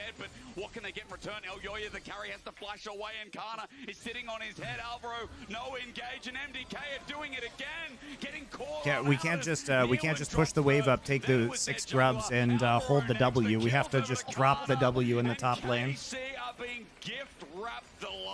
And just as I say, the MDK are dominating this early game, mitigating all the potential plays. They managed to find the gank. Finally, after trying 3 times, I believe by now, they use the setup onto the TF. Cringe flash number 1. Oops. Of the flash down, but all the potential plays, they managed to find the gank. Finally, after trying 3 times, I believe by now, they use Cringe flash 1. You can't get away from this. Cringe flash 2. Because here's the thing, Sejuani was already stunned, so Alvaro's not actually doing anything. The flash Q2 comes out from Giga cringe flash 3. He just flashes back in range to stun him. Also, the fact that Closer got stunned, but still managed to hit both aspects of the W on towards Elyoya meant that he got 2 stacks. Then Kana was able to get the 3 and 4. So the really bad coordination. To get the stun meant they were able to pick up more. So really, like, knife's edge stuff that play worked out so well as it did for KC. The second time, I guess, try it third time as well. The triple down, and now a 2-kill Camille. Sits up in the top lane. Gold lead, pretty much even between the solo laners, and for a TF, that ain't good, due to the fact that his passive is really everything. Super. Taking a little bit of hurt, but KC going to start up Dragon. Or sorry, MDK going to start up Dragon. KC going to try and use that push they have to shove them off, and once more they will be able to. So this is where it kind of gets a little bit difficult for MDK, because one of the big points was, hey, if you're in a lead, it's great because you can try and take fights on your fancy, but when you look at where MDK are at now, it's more difficult when Targamas can engage and the follow-up's there. And it's here again onto Alvaro, caught on out, his Magnet Storm's in, but Vladdy picks up the kill. I mean, after Dragon, it just keeps topping up, and KC are finding more windows into this game again. It feels eerily reminiscent of last game as well. The mid game coming in again for MDK, getting picked. It looked like last game they had a lead as well. 3k gold lead at this sort of timer, but it's just falling apart. After that Dragon take, Alvaro gets picked again. Topside play as well. It's not looking great. It's really not. Elyoya going to try and move back up towards the top side. But his tail tucked between his legs. Will get spotted on a nice pink ward as he tries to make his way in towards River. So Kana will know that he needs to back away from this one, and will not get caught out by Mirror. Yeah, Wave Crash. Wave stays a little bit awkward for Kana. Rift Herald spawning soon, but he can't get the crash down. Mirwin can hold this wave if he wants to. If he wants to try and facilitate a gank, doesn't look like he's going to opt to do that. His thought process is, I'm just going to push and move. I'm going to go for this Rift Herald. Other thing is Mirwin as well. We haven't seen the ult used yet. I know it's not all of the play. I know it's not the most important, but it is something we've got to keep in the back of our mind. Yep. Is how Mirwin moves across the map and helps facilitate some of these picks, because man, right now, again, this Camille the thing is, Bad Line's going to have to find picks, or like, because they can't, I mean, Mirwin just can't TP into the back of a fight. That's been a big problem for ADTFs in the top lane recently, is you used to be able to just like TP into the back, but there's so much crowd control now that you just get stun locked forever if you try and do that. So for versus most comps, it's just not an option. Good to point point out, is good trade there onto Vladdy from Fresco in the bottom side. Mid-tower take, or just try and look for a dive on towards Khan as he gets in towards top. But two members of MDK here, this is risky. TP's there, it's going to be a 4 versus 2. The ult locks down Frescowi. The wall is out again, and Vladdy already picks up one. Alvaro can't even move himself. No ulti for him. Casey execute a clean dive, and Alvaro is getting bullied in this game too. I'm sorry, Casey. I wasn't aware of your game. I didn't realize that your dive was going to be that clean. They still will lose 2 towers, though. So in the grand scheme of things, I'd say a win for MDK. Yeah, teleport committed for Kana as well. We saw this last game on the Renekton TPing down bot side. Maybe. Bag of kills, 2 in fact for KC. Gold still in MDK's favor, but only just. We're going to look at a match of the week replay. Yeah, and you can see here, the setup from Closer just catches Vladdy as he tries to escape away, and then just a lock-up continual CC makes it possible. Alvaro is just trying to waddle his way away, but in the picture-in-picture, you can see the fight's about to kick off. Live is the chase down of KC, isn't it? In their own jungle, I mean, they're still looking to press forward. Elyoya sending out the ulti. It's going to bounce a couple of times, but it only sends KC away. Bad ult. Maybe to open up bottom turret, it's a long con. Yeah, it just forces them away enough. The Mirren should be able to get that Frescowi. Just going to continue to push them back. I guess it's fine if you get the mid-tier 1. And if you get 2 turrets for it. Mid-tier 1's already gone. JK. MDK can deal with these structures. Alright, so it is actually good because they're able to get the turret out, get some more gold onto Mirwin. As well, you know, there's been that dive down bot side, but again, they're like, well, you know, you guys can die. It's not going to be the end of the world. Again, you said MDK were trading up top turret, mid turret. They open up bot turret as well. A wide map for a Twisted Fate top does feel for both teams, and I imagine the side lanes are going to be a bit volatile. Well, it's another good point, which the Mortal Blade actually affects turrets as well. The extra magic damage that comes through, and so Yone makes him another good split pusher as MDK look at enemy jungle. Alvaro flash, shattering strikers. I can speak properly. Nice pick, nice pick. Vladdy could move, but once again, the CC chains in this game mean that everyone just stands still. Again, it's the Alvaro. I mean, as a pick comp, this is actually working pretty well. And Super can come over walls and help with the picks. So this part of it is going fine, but they need to stop the Camille. It feels like Kana's just going to take over this game. The engage is there, double engage down. Targa is burning down as well. And Great picks from MDK. Great setups. Sneaky from MDK. They actually literally, if you guys watch this, they went back and they bought, look at this, 5 control wards, which is what they need to make these picks. And then they immediately all stack in to control topside around the Yone and control the vision with all those pink wards. So it's actually pretty well done here by MDK, I think. Just working so well together, catching members out, and you just don't have that same link up between Targos and Closer. Try and get the vision, and now Targamus. They catch it. Oh, the rats. The engage is there. Double engage down. Targa is burning down as well and eventually drops. That was sneaky from MDK. You don't expect the double whammy. Moving in, maybe. We can turn back and get Drake now. And tier 2 mid. This is pretty good by MDK. This is much better than their first game. They're playing this pick composition pretty well. I don't hate this. It'd be huge. I mean, at least getting damage down as well. Maybe makes it a hair's breadth or at least half a hair's breadth as it'll get down to half HP. Kana there to respond as he backed away from bot. Destiny was used by Mirwin to get bot side as Dragon now spawns. And the thing is, because KC don't really have a ton of Dragon stacked up, or, you know, you really have to worry about a Baron on the cards or anything, it's very difficult for KC to force MDK into a fight. Right. At the moment, MDK can continue to play this style of, hey, we're going to shove a side lane and overload somewhere and make it difficult for KC to play because they don't have to contest this Dragon, right? They can even just go back in towards mid, push that in a little bit, and then immediately capitalize on all the value of vision that they still have in that top side as you see the going to push in that top wave. Second Dragon going to go over to KC. I really need to see them play with Kana in the side lane. You've invested so many resources into getting Kana ahead. Now you really need to flex this ability to find picks. You've invested so many resources into getting Kana ahead. Meanwhile, Kana minus 1.2k gold. I mean, I know what he's saying. Like, Kana, it's just TF pass. It's just funny. It's just funny. Convert that into towers because right now, look at him. He can't even extend on his own lane for fear of being ganked. So I want Closer and Kana to work together as a duo. No, I mean, Jamal is right. There as well with that ultimate. Yeah. It looks like he's going to have to play mitigation on this tower. Especially since they have Vladdy pushing on the side. It feels like Vladdy would be far more vulnerable here. Well, Kana, good buff with that E against the wall, gets him out. Now he turns with the Hex Deck. Ultimate. Yeah. It looks like he's going to have to play mitigation. So trying to pick Kana here. Vladdy pushing on the side. It feels like Vladdy would be far more vulnerable here. Well, So Kana gets stunned, but he's able just to engage and kill. They go too deep here.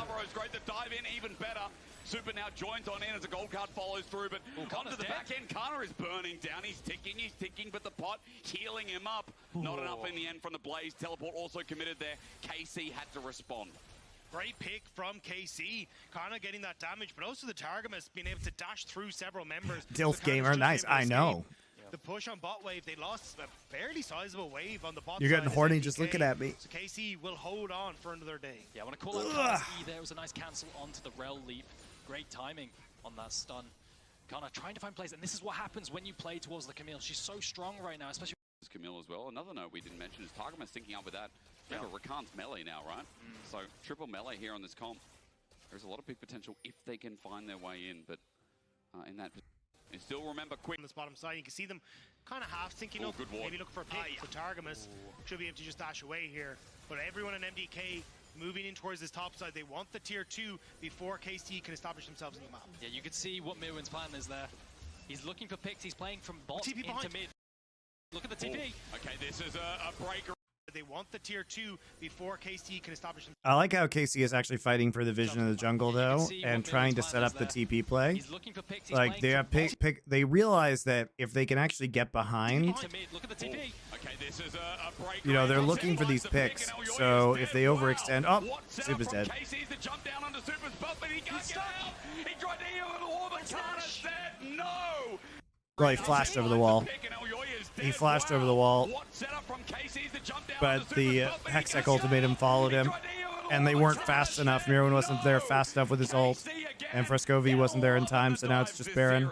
They find the play. It was MDK looking for a play with TF shifting up towards mid, but KC find the initial pick. They turn around. Kana comes TPing in and locks down Zeri, who tries to escape over the wall.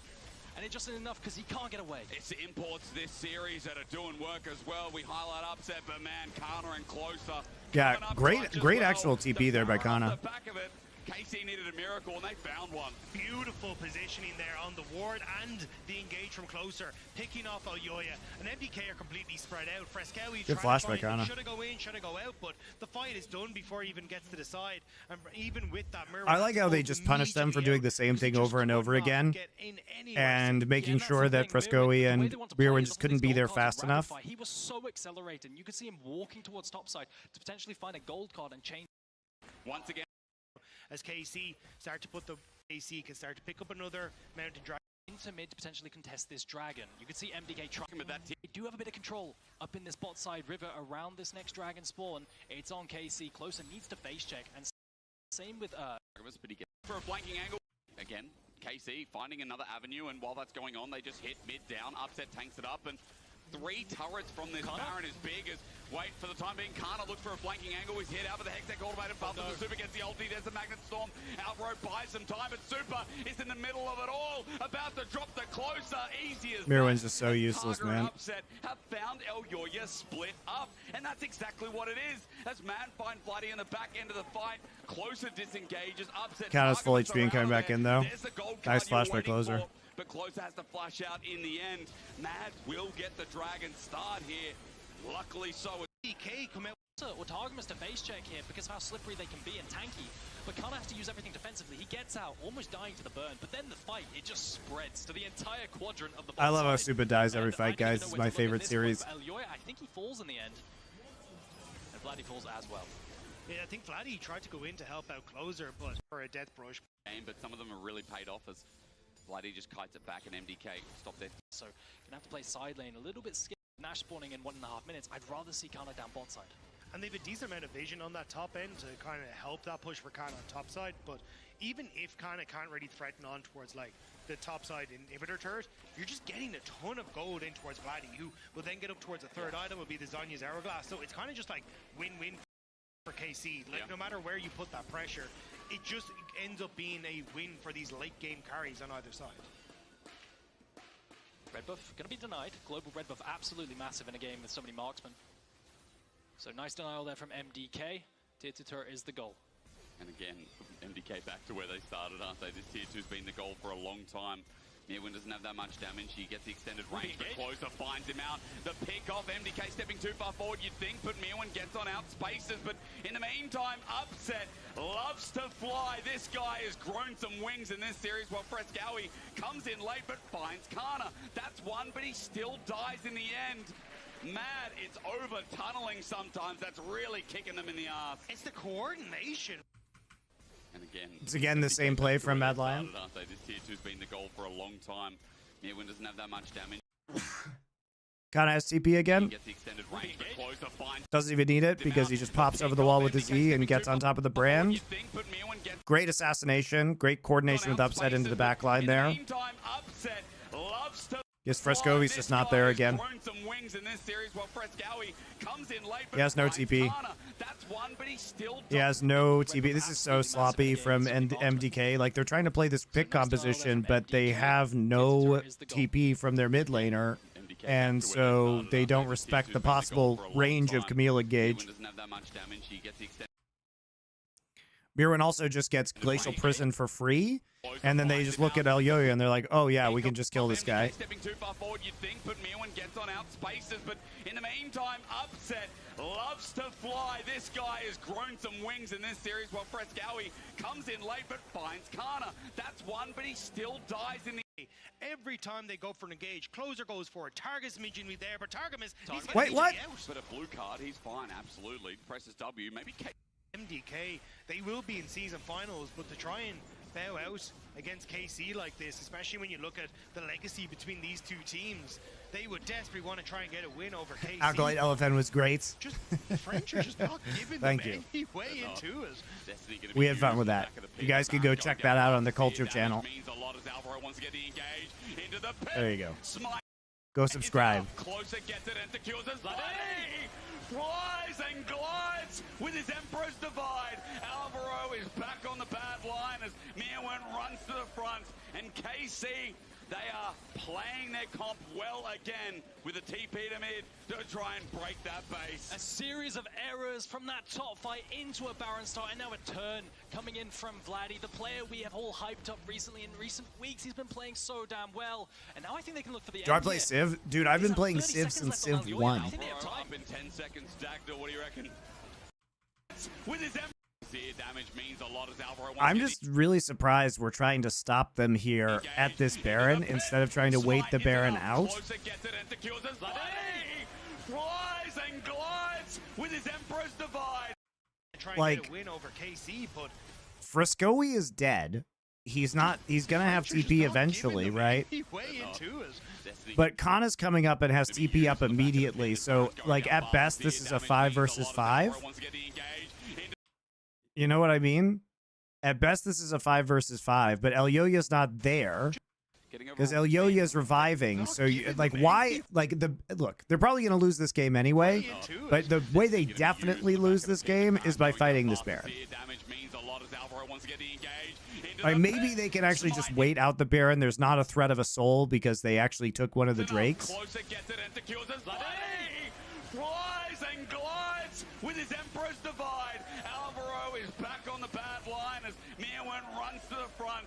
And KC, they are playing their comp well again with a TP to mid to try and break that base. Bad line, the pit. Also, Supa just hilariously flashing and then still getting scooped. Flies and glides with his Emperor's Divide. Alvaro is back on the bad line as Mirwin runs to the fight into a Baron start. I think they have time. Run needed as Mirwin gets uppercut by Kana, who's had a field day of this game. KC classic. Play, and when they need top 3 to get into season finals, KC will not take Mad's crap any longer today. Matt had a good early game, but once they figured out that they were just going hard on the picks, it was nice TP by Kana. Kana did make the play, though. He did make the play that ultimately won the game, so credit to him. KC's still probably pretty bad, though. All right, guys, that will do it for today. I'll probably do that Cloud9 100 Thieves series tomorrow because I hate watching 100 Thieves because I think they're terrible. And I really dislike them.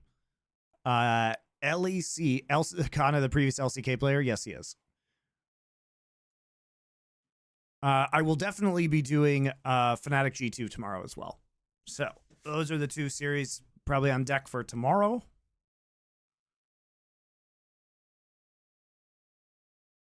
We're not doing Shopify versus NRG. No. Denied. I have limits.